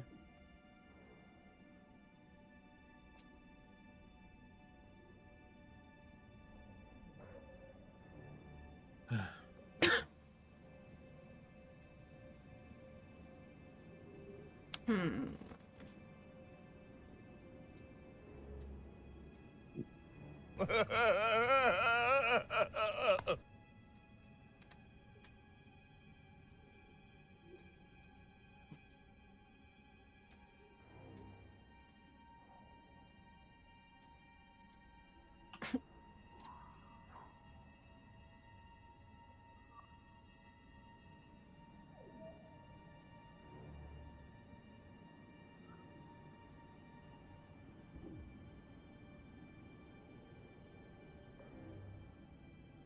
Just a quick question. Can any of you see Ivar?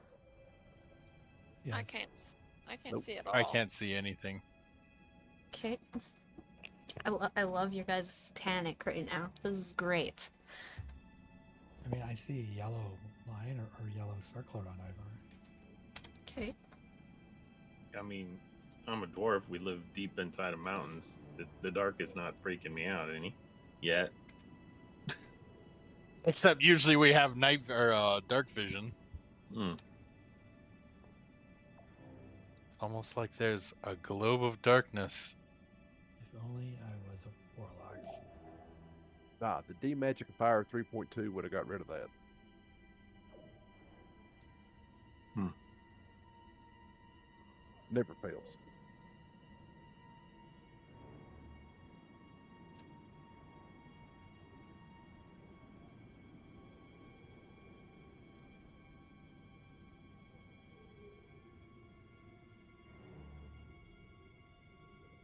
Nobody say anything for a second.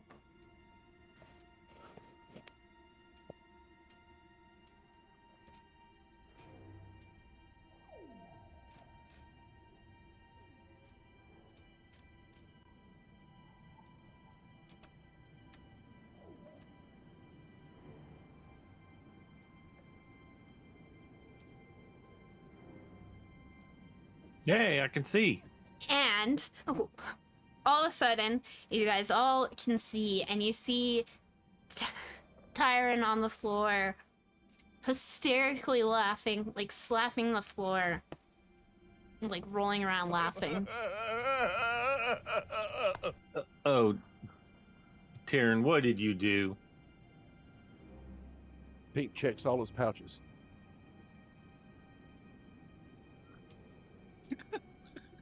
This whole thing has actually been freaking hilarious.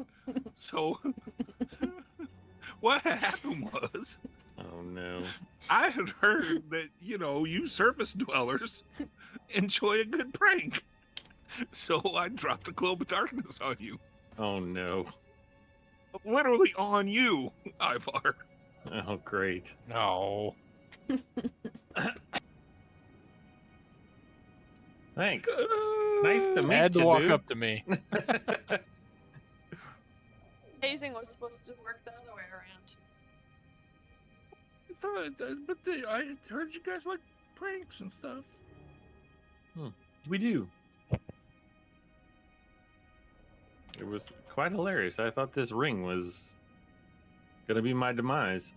As Thanks, many Gwen. as many times as I mashed the. How did you guys not figure it out? We thought our prankster was dead. Globe of darkness from the one dark elf in the room. I mean,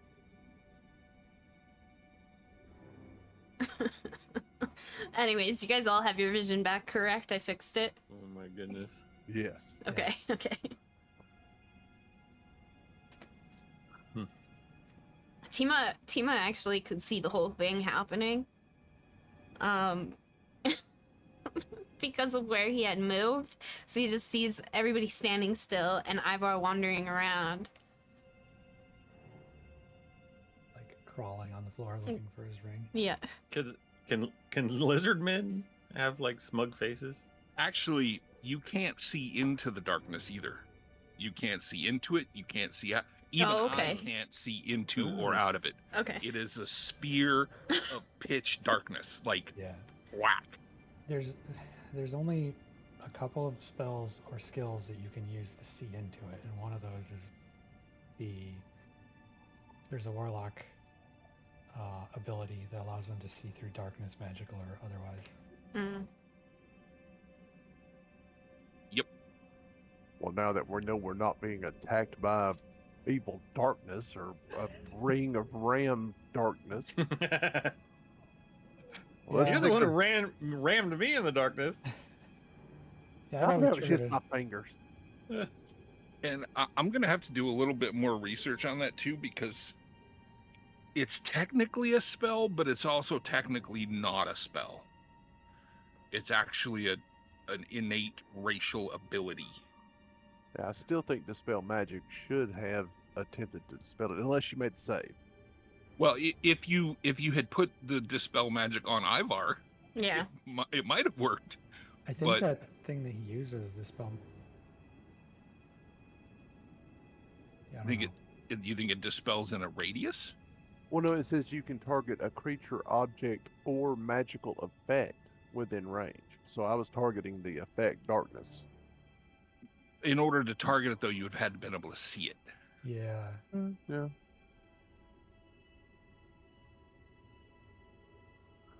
Either way, it was Yeah. funny. We can It move was on. funny. It was. It was awesome. It was Definitely, awesome. I thought we triggered some kind of trap. I did too. I just knew Ivar was cursed with magical darkness around him. Oh, Tink went back in the hole. Okay. Yeah, Tink goes back in. He's going to look through the wall and see if he can see what's on the other side up there. See if it's worth going that way, if we need to go back down the hallway.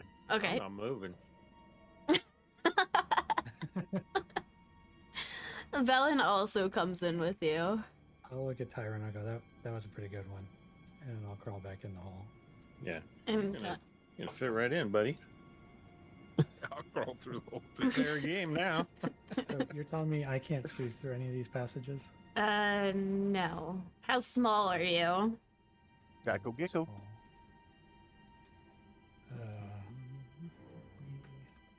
So your size is small. Yeah. He'd be pretty small. Trying to remember what the size is for small. It's Like mini-me 2 foot. sized. Mm.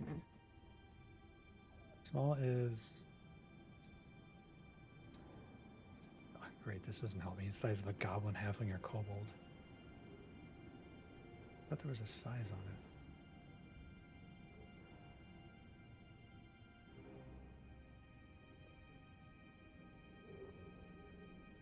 Between 2 and 4 feet tall.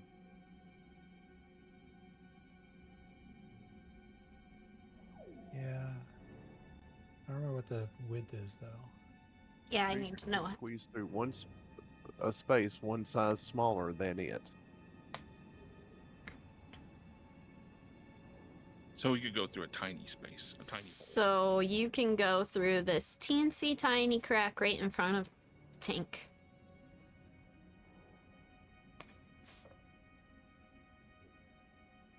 If you so wish. I will squeeze through that. Okay. I think my bio was updated because I remember being 3 feet 11 and a quarter inches or something because a quarter inch matters, and it's not on my bio anymore. Yeah, I don't know. I Right just. there it is, 3'11 and a quarter inch. All right, so you squeeze through. Yep. Okay.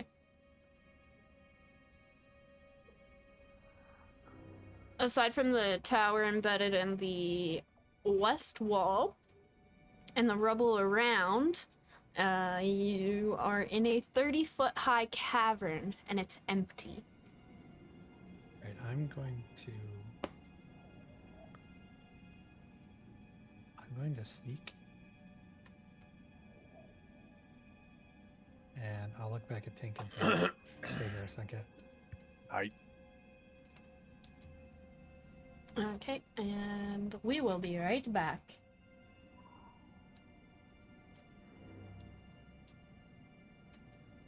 Okay, carry on. Right. I can see the stairs to the south. Mm-hmm. I can see that there's a room beyond those stairs, I think, if the shadows are right. I also see the north passage and some kind of rock up here. Mm-hmm. Go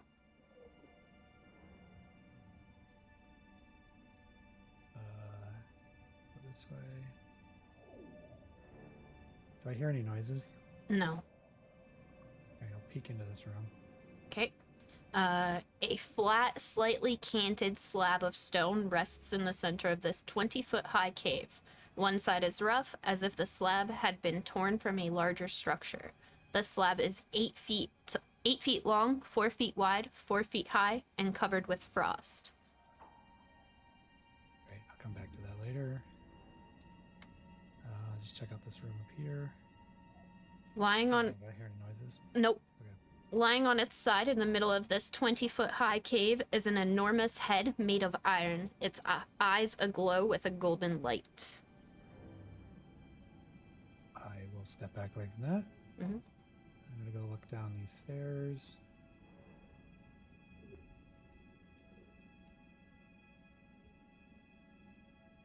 Seeing a mass of rubble. Mm-hmm.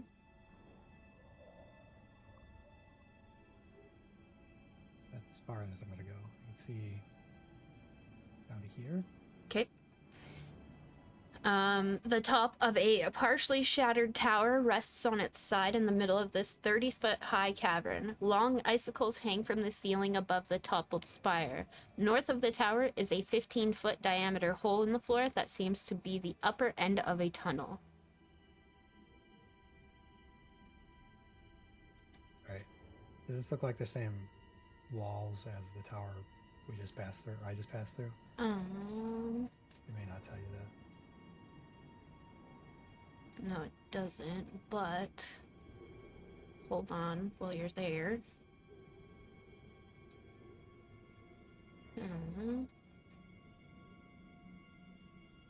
You see a dark, hulking shape moving through the wall, ceiling, moving through the walls and ceiling as though it were swimming through the ice.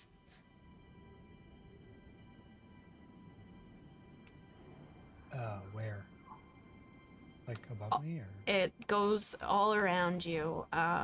So like all along these walls, the ceiling above you, and you just see it like randomly moving through the wall and the ceiling. Yeah, I'm chickening out. Okay. Running back to the rest of the people. Okay. Let me go back up. All right.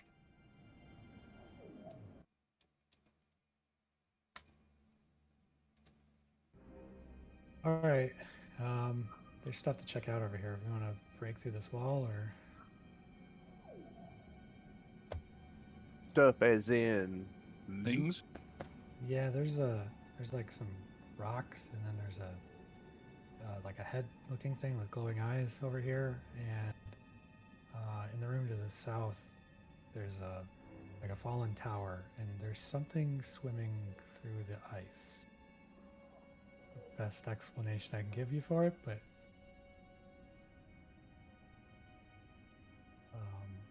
I definitely don't want to go any further without the rest of the crew. well, let's make us a hole. We're dwarves. Or several of us are. We can figure out a good way to put a hole in this wall.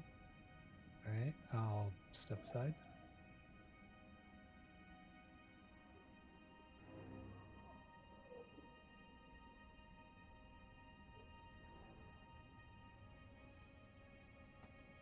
Do we have a It'll- hole maker?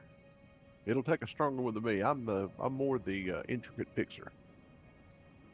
I think we need an Ivar. Someone you need a hole? Yes, make us a hole here, me. There you Right go. here? Yeah. All right. Let me get that little blue pill out of my pocket. If you do roll a 2d6.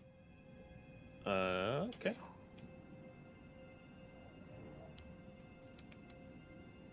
Oh, he's doing that. All right. Oh, wow. You broke through the wall. Oh, that's not bad. Not bad.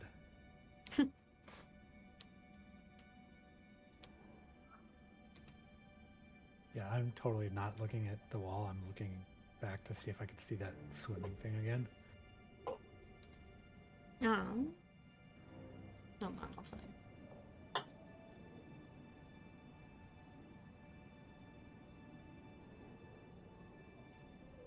No.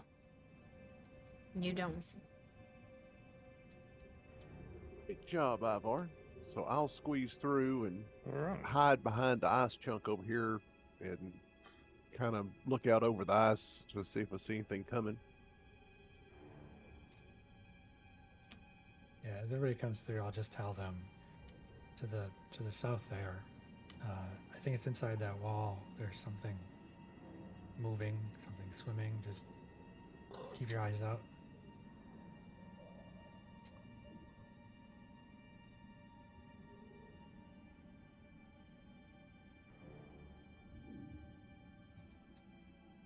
Is everyone else going through the hole?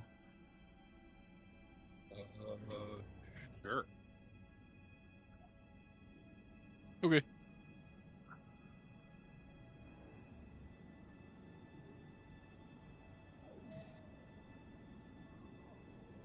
Is this where we go? There's other places you guys can go.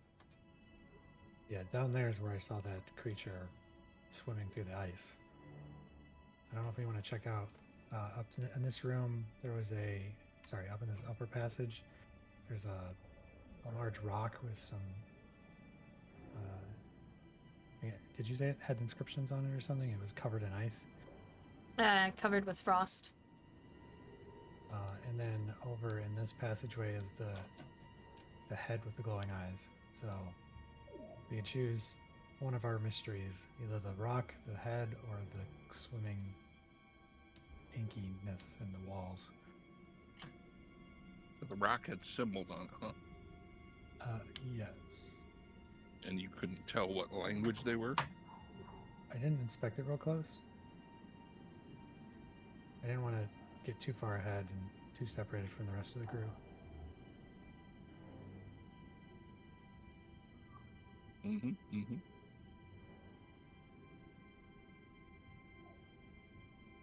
I'd say we check out the rock first. I agree. So I will lead back up through here. I'll wait for the rest of everybody else to get in there before I read my stuff.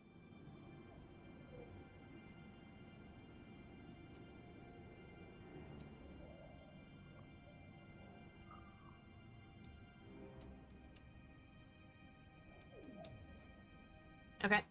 A flat, slightly canted slab of stone rests in the center of this 20-foot-high cave. One side is rough, as if the slab had been torn from a larger structure. The slab is 8 feet long, 4 feet wide, 4 feet high, and covered with frost.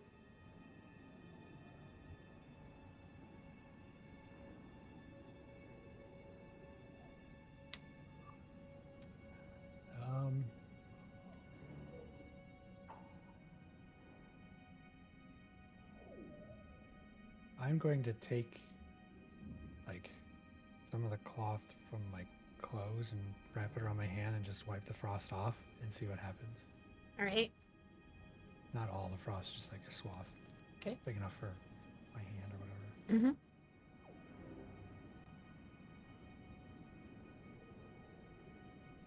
Does the frost return? Nope.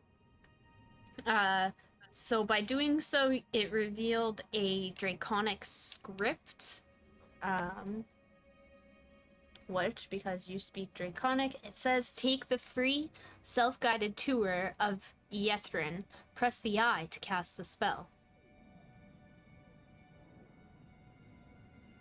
Oh boy. I want to go on the tour.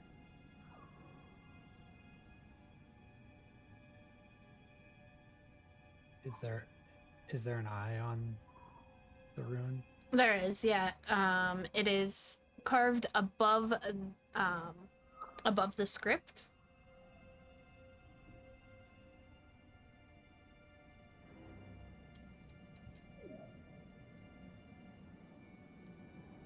I don't know if this is a good thing, guys.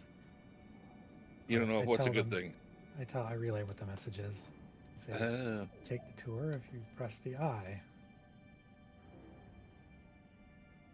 I don't know if this is going to teleport somebody away. That does not not sound good.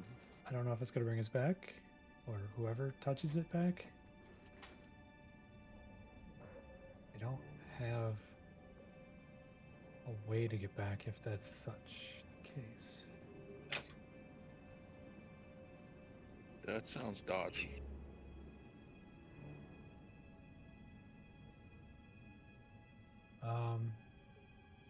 If you give me a minute, I can see if I can find any kind of history about this stone. And I'll sit down next to it and begin casting Read Object on it.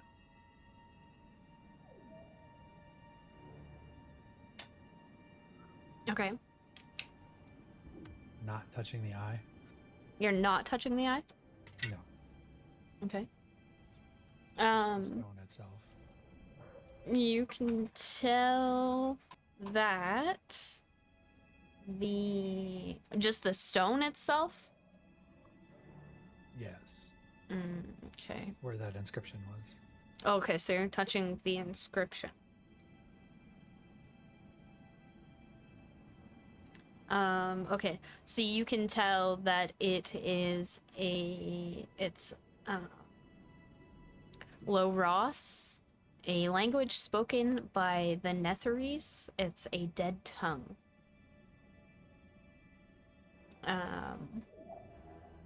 Loras used the Draconic alphabet in its written form, while the spoken language had many similarities, as Elvish. That's all you can tell.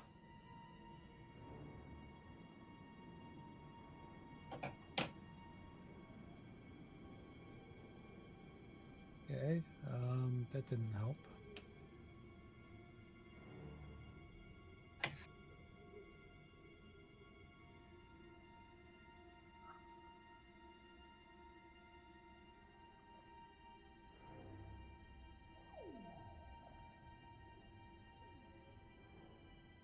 Well, we can all stand around and just wonder, not do anything with it, or what the hell? I'll touch the Yeah, I eye. mean, push the eye.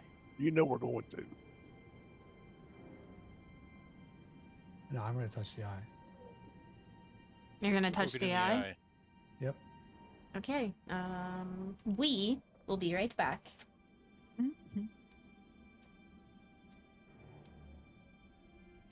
All right. Touching the eye has casted Arcane Eye. Therefore, you are very concentrated. You have 0 ability to speak with the people around you. Okay.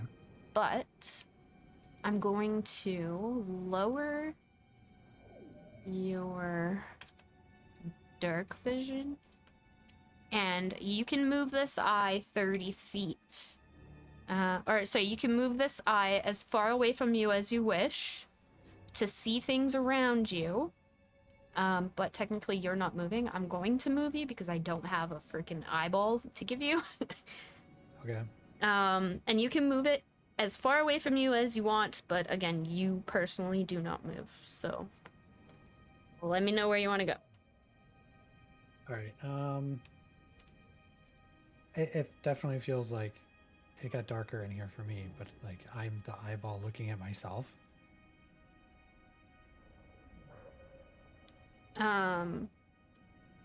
Yeah. I would know that I'm in this Yep. like Yep. detached state. All right. Yeah. Let me go explore. Actually, I'll go back into the other room. All right, you can move as however you want. I'm just gonna go back and let them know that you're not actually moving. All right, then I'll stop right here until you're back. Okay. To go. All right, so you guys are gonna see Tima move. He's technically not actually moving. He is still there. Okay. Okay. Okay. So he's just sitting in place for us? Yes. Okay. Use your imaginations and imagine him sitting there. Okay. Okay. All right, go ahead. Okay. I'm gonna go in this room with the skull and the eyeballs, the glowing eyeballs. Mhm. They're still glowing? Yep. All right. I'm gonna pass right on through. Mhm. Can't see. Oh, there we go. Yeah, I'm just gonna keep traveling until you tell me to stop. You can travel however far you want. So you I are an suppose. you are an arcane eye, so they don't see you. Really? Yes.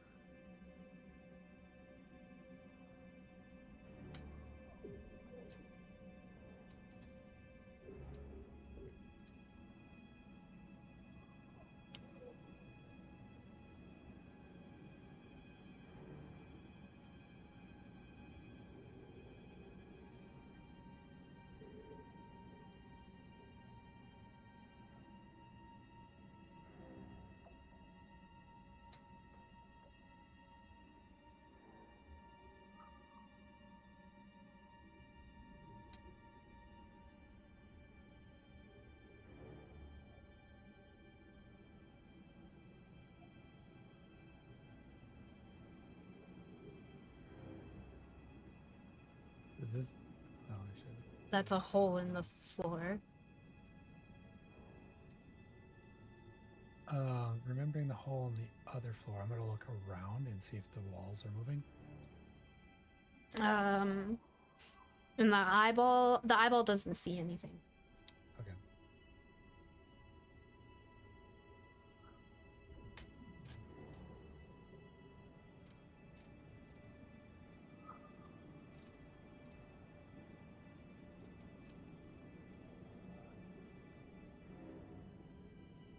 The eyeball sees something in the ice.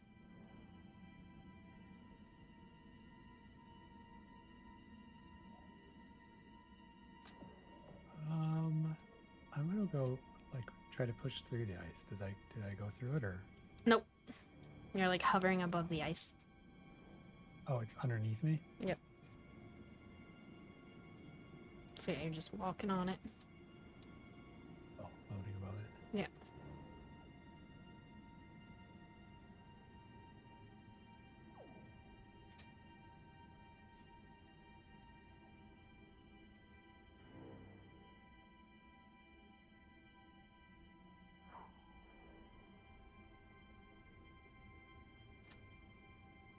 I don't remember if this has like a time limiter on it. Yeah, the time limit is... Second while I scroll all the way back up to that.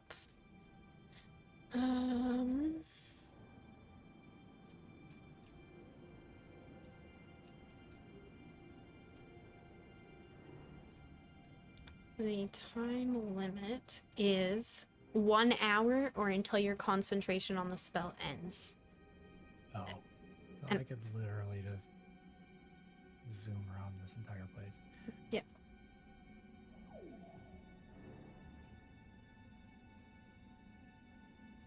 And while you're zooming, I'm just gonna go back and make sure that they're doing okay.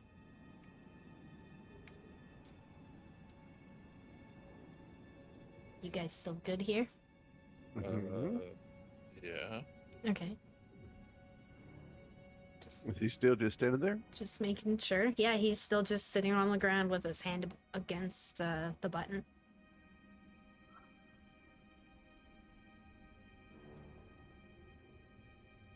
Okay. He looks very concentrated.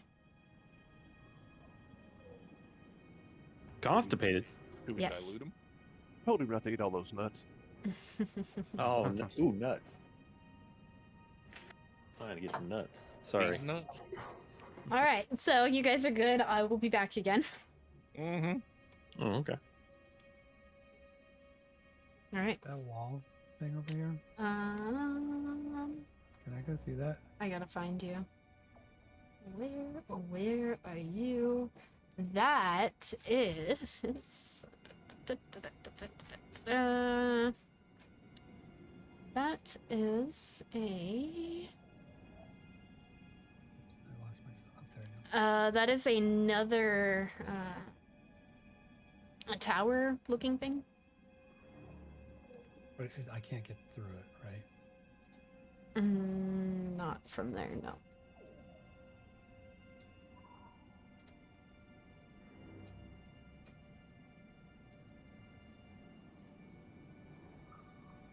That's some kind of stick or something on the ground. That is a spear. A very big spear. Yes.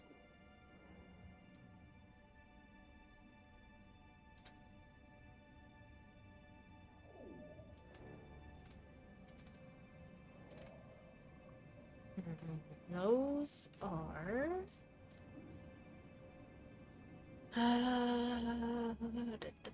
trees. Upstairs up. Yeah.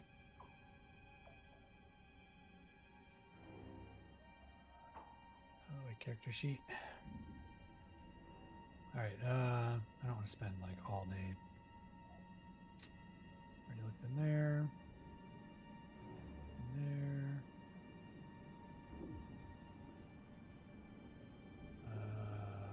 That dude.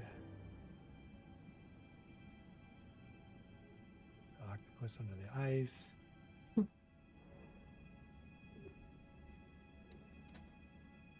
the ground. Cat in the way. Are you going back? Yeah. Okay. I will just plop you over there. Oh, there you are. And we can go back now that you are not touching it. All right. And then it shows you your prize that you win. It acts like a hacking terminal. So you stick it in, and then you have to play the little mini game to hack it. And then at the end, it'll show you what prize you won. Whoa. Hey So guys. He's Uh, back. Yeah. That was a unique experience. How was so- your trip? So I touched this eye, and all of a sudden I was like disembodied. I could see us in the room. Oh and I my. could move. So, can you restore my dark vision? Oh yeah, sorry. But I could move, and I could just like fly around and like look at everything. And it didn't seem like anybody could see me, but I could just like go around and look at everything in the area. We have some interesting things ahead of us. I would offer somebody else to touch this, but I don't know if it has charges or, No. I don't want to spend all day with us. I guess it is nice to have the foreknowledge of what's ahead, but You can just lead the way. We'll trust your judgment. oh, I don't know if I remember the way. It was curvy and twisty, but yeah, we can go forward. Like I said, there's some interesting things ahead. Well, let's do it. Giant octopus things in the ice, by the way.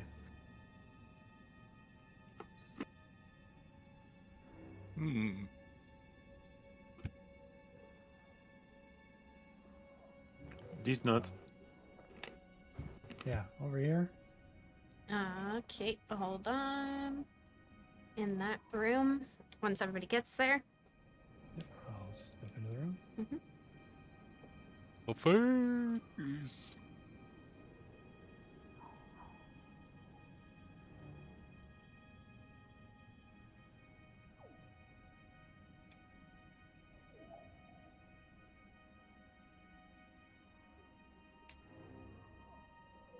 Okay.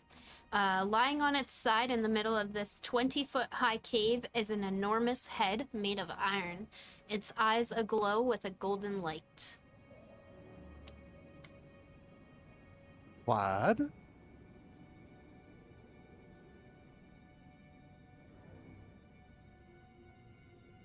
Its eyes have a golden light, huh?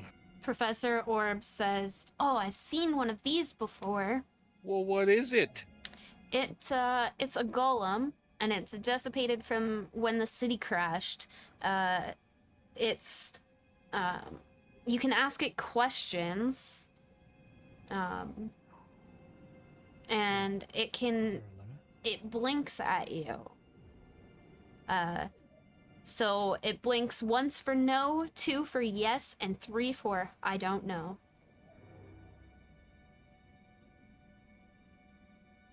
Wait. Is this like some kind of genie thing? Do we only have 3 wishes or 3 talks to it? As far as I know, it's unlimited, but it only understands Elvish.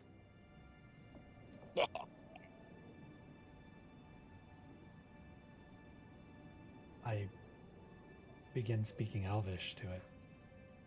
What are you asking it? I say. Actually, I don't know what I want to ask it. Keep in mind, it can only be yes or no questions. Yep. Yes, no, or I don't know. Well, Yeah. no, yes, or I don't know. And Velen says, "Well, if that's the case, let's ask it if it knows where Yethrin is." I'll ask it if it knows where Yethrin is in Elvish. It blinks once.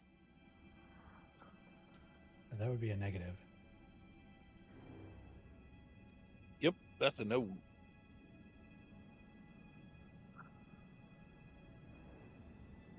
Is there...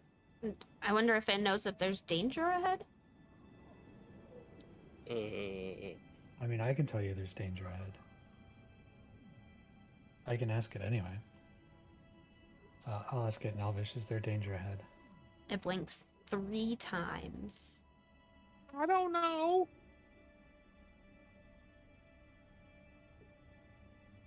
I mean, I don't have any real use for yes, no, or maybe questions. Does anybody have any questions they want to ask? I'll just relay it, I suppose. Or our friend here can do it too. I'm sure you can speak Elvish. What, me? Yes. Yeah, which brand? All the brands? Yeah, pretty much. So I'll ask it in Elvish, if it knows what the Yethrin are. It blinks twice. Okay, so it doesn't know where they are, but it knows what they are.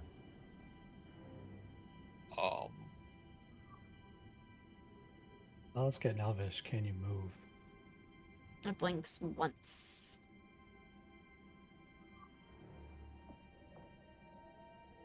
So the Yethrin they're supposed to still be alive, or? It's the lost city of Yethrin. Yeah, but so okay. Well, I'll ask him. Does he know if they're still, if the Yethrins still exist? Are they alive still? Oh, give me 1 second.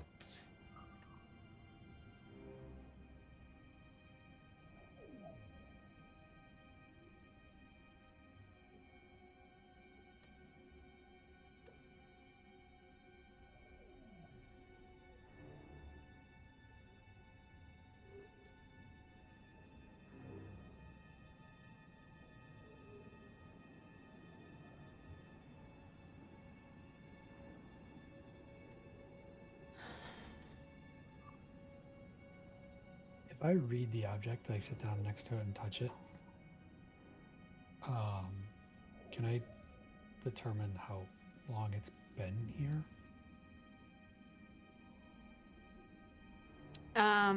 So no. And what was your question again, Tara? Does it know if the Yethrin still exist? Like, are they still alive? Well, actually, I won't ask if it knows.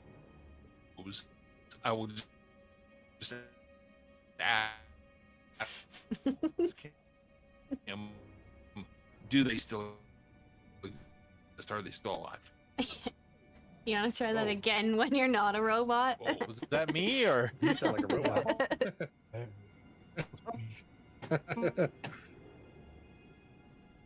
Yeah. Oh. It- Oh. Oh. Wait. And sounds like a robot too. Everybody does. All I hear is a sex bot. Discord is having issues, Discord. and that should fix it. It seems like it's come back to life. Yeah. Yeah, Discord does this every once in a while. It'll just kind of freak out. So, anyway, the question that I'm asking is, do the Yethrin still exist? Are they still alive? Okay, so as your DM, I'm going to tell you that Yethrin are not people or creatures. It's a place. Okay. Then, I misunderstood. Okay.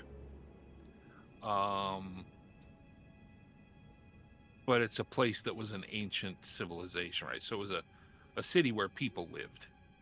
Yes. Okay.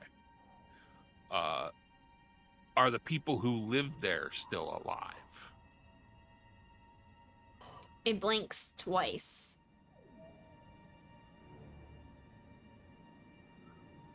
Okay. So they're still alive. It's still alive. He doesn't, or they're still alive. He doesn't know where it is, but he knows what it is. Mm-hmm.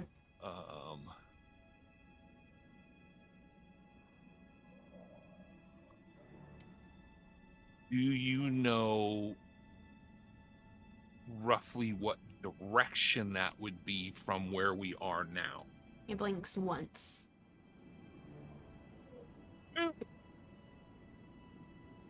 Have you been here for more than 100 years? He blinks 3 times.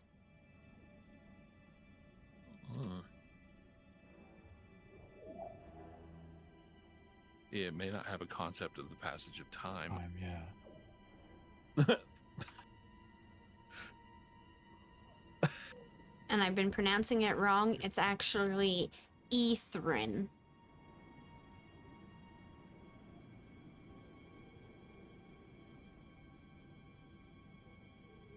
Okay.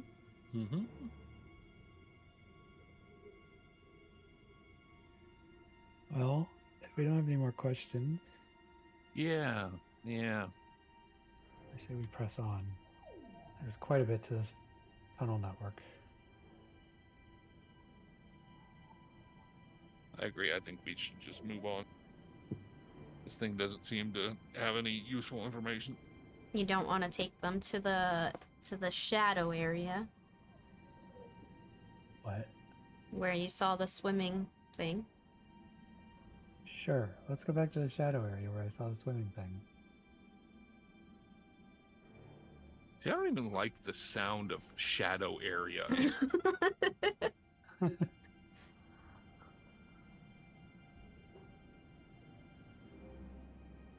But Yeah. okay.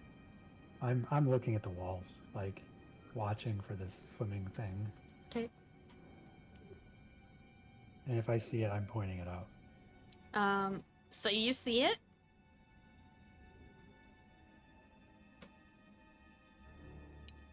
Another tower fell over. I mean, I see Velen.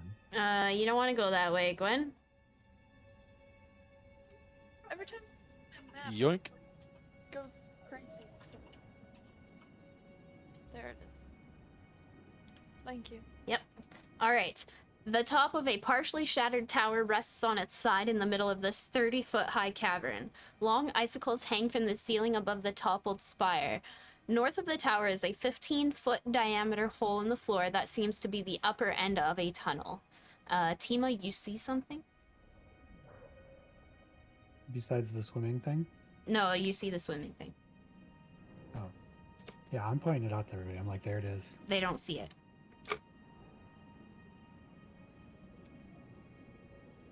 There's what? That swimming black inkiness in the walls. I Nope. look around. Confused. I don't see it. Oh. That can't be good.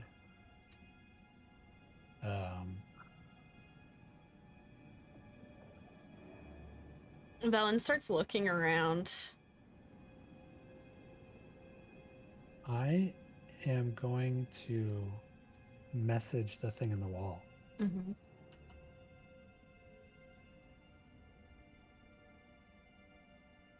And I'll say, what do you want?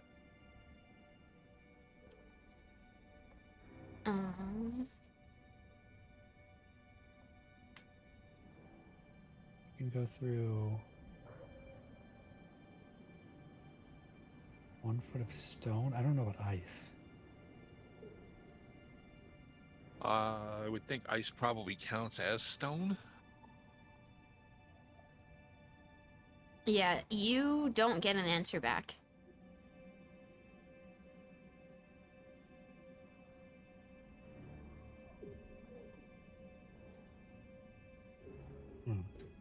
You guys all notice that Velen is peeking into the hole in the floor.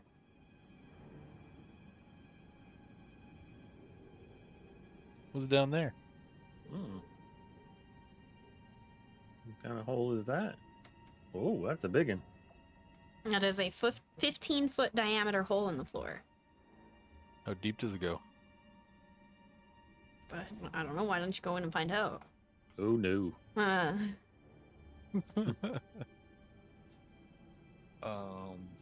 Is it dark down there? Yes. I'm moving along with the group, but I'm totally looking at that thing in the wall. Yep. It's currently above you. Is it moving? Yep. But it's hovering. It's like staying above me. Yes.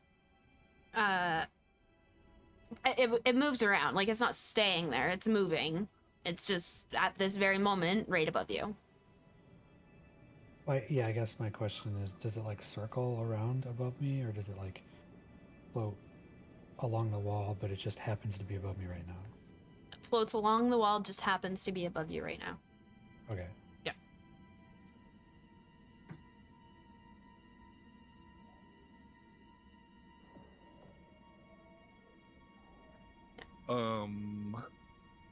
I'm going to again cast dancing lights Mm-hmm.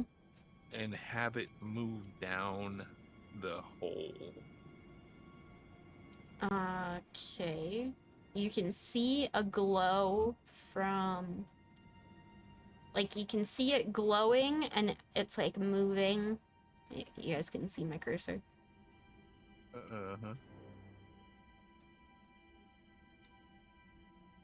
So it's under the ice? It's gone through the ice, yes. Yeah, there's another one of these holes in one of the other rooms, so I don't know if it's a passage between the rooms.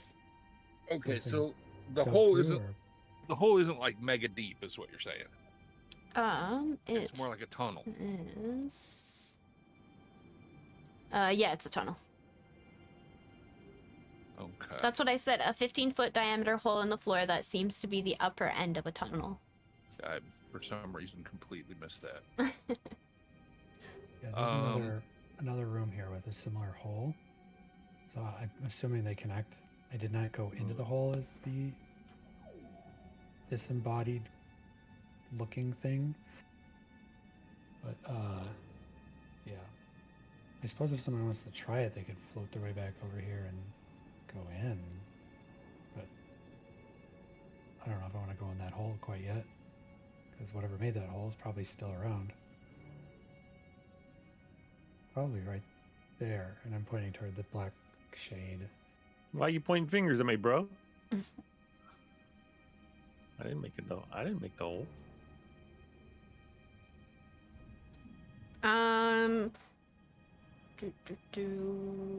Tink, do a investigation roll for me.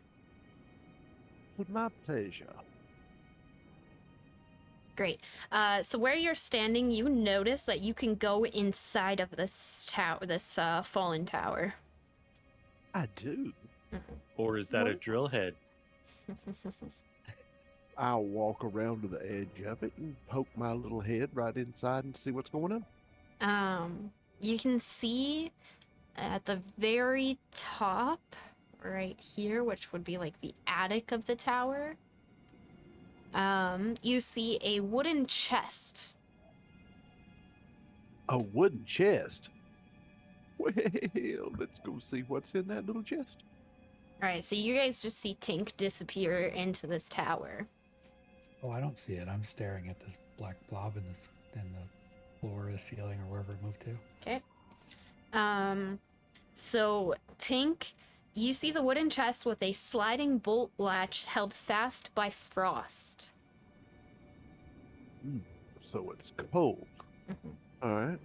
Well, first thing I want to do, since this is a weird chest out in the middle of nowhere, is I think I'll be a little cautious this time. I'll see if I can detect traps on it. I'll investigate it and see if I can find traps.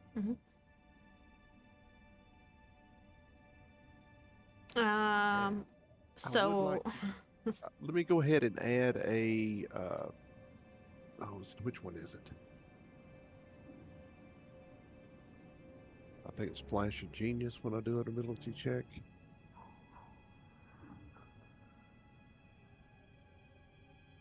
So I can add 5 to that, so I'd make it 20.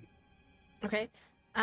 So you just see nothing. Like, you don't notice anything out of the ordinary. You just see the chest with the frozen latch.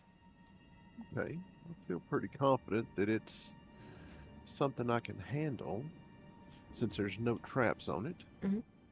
So I will cast heat metal on the ice to see if I can melt some of the ice away from the light. Okay. So the ice does melt. It takes some time, so you've been here for a minute. And you are now able to open it. All right, I'll take a peek inside. All right, so inside you see a ton of smashed up bottles. And 2 potions. Only 2 that are not smashed. All right, so I'll take out the 2 unsmashed potions. And You reach in and cut your hands all to hell. yeah, And it's all the, yeah. So I'll go ahead and I'll just pick them up, and I guess I can't tell what they are until I look at them later and maybe identify them. Well, being an adventurer and going on numerous adventures, you, as soon as you pick them up, you do know that they are potions of superior healing. Nice. Ooh. All right. Sweet. Well, I will carry our prize back out to the group and say, looky here. Here's some superior healing potions. So I hand both of them over to Ivar, who's likely to take most of our damage there. Okay. Wowza. So 2 of them? 2 superior healing potions. Holy moly. Okay. Superior.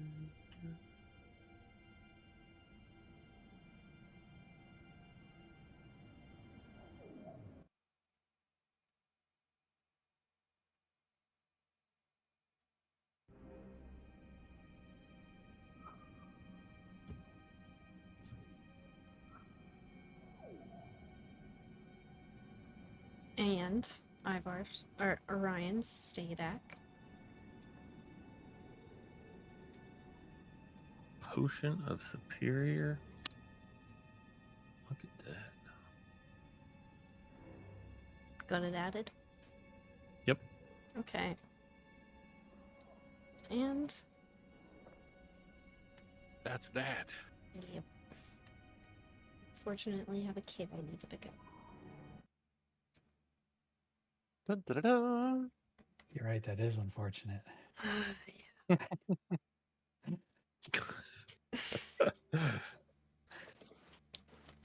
Oh boy. Thank you, Dora. It was a good session. Yeah.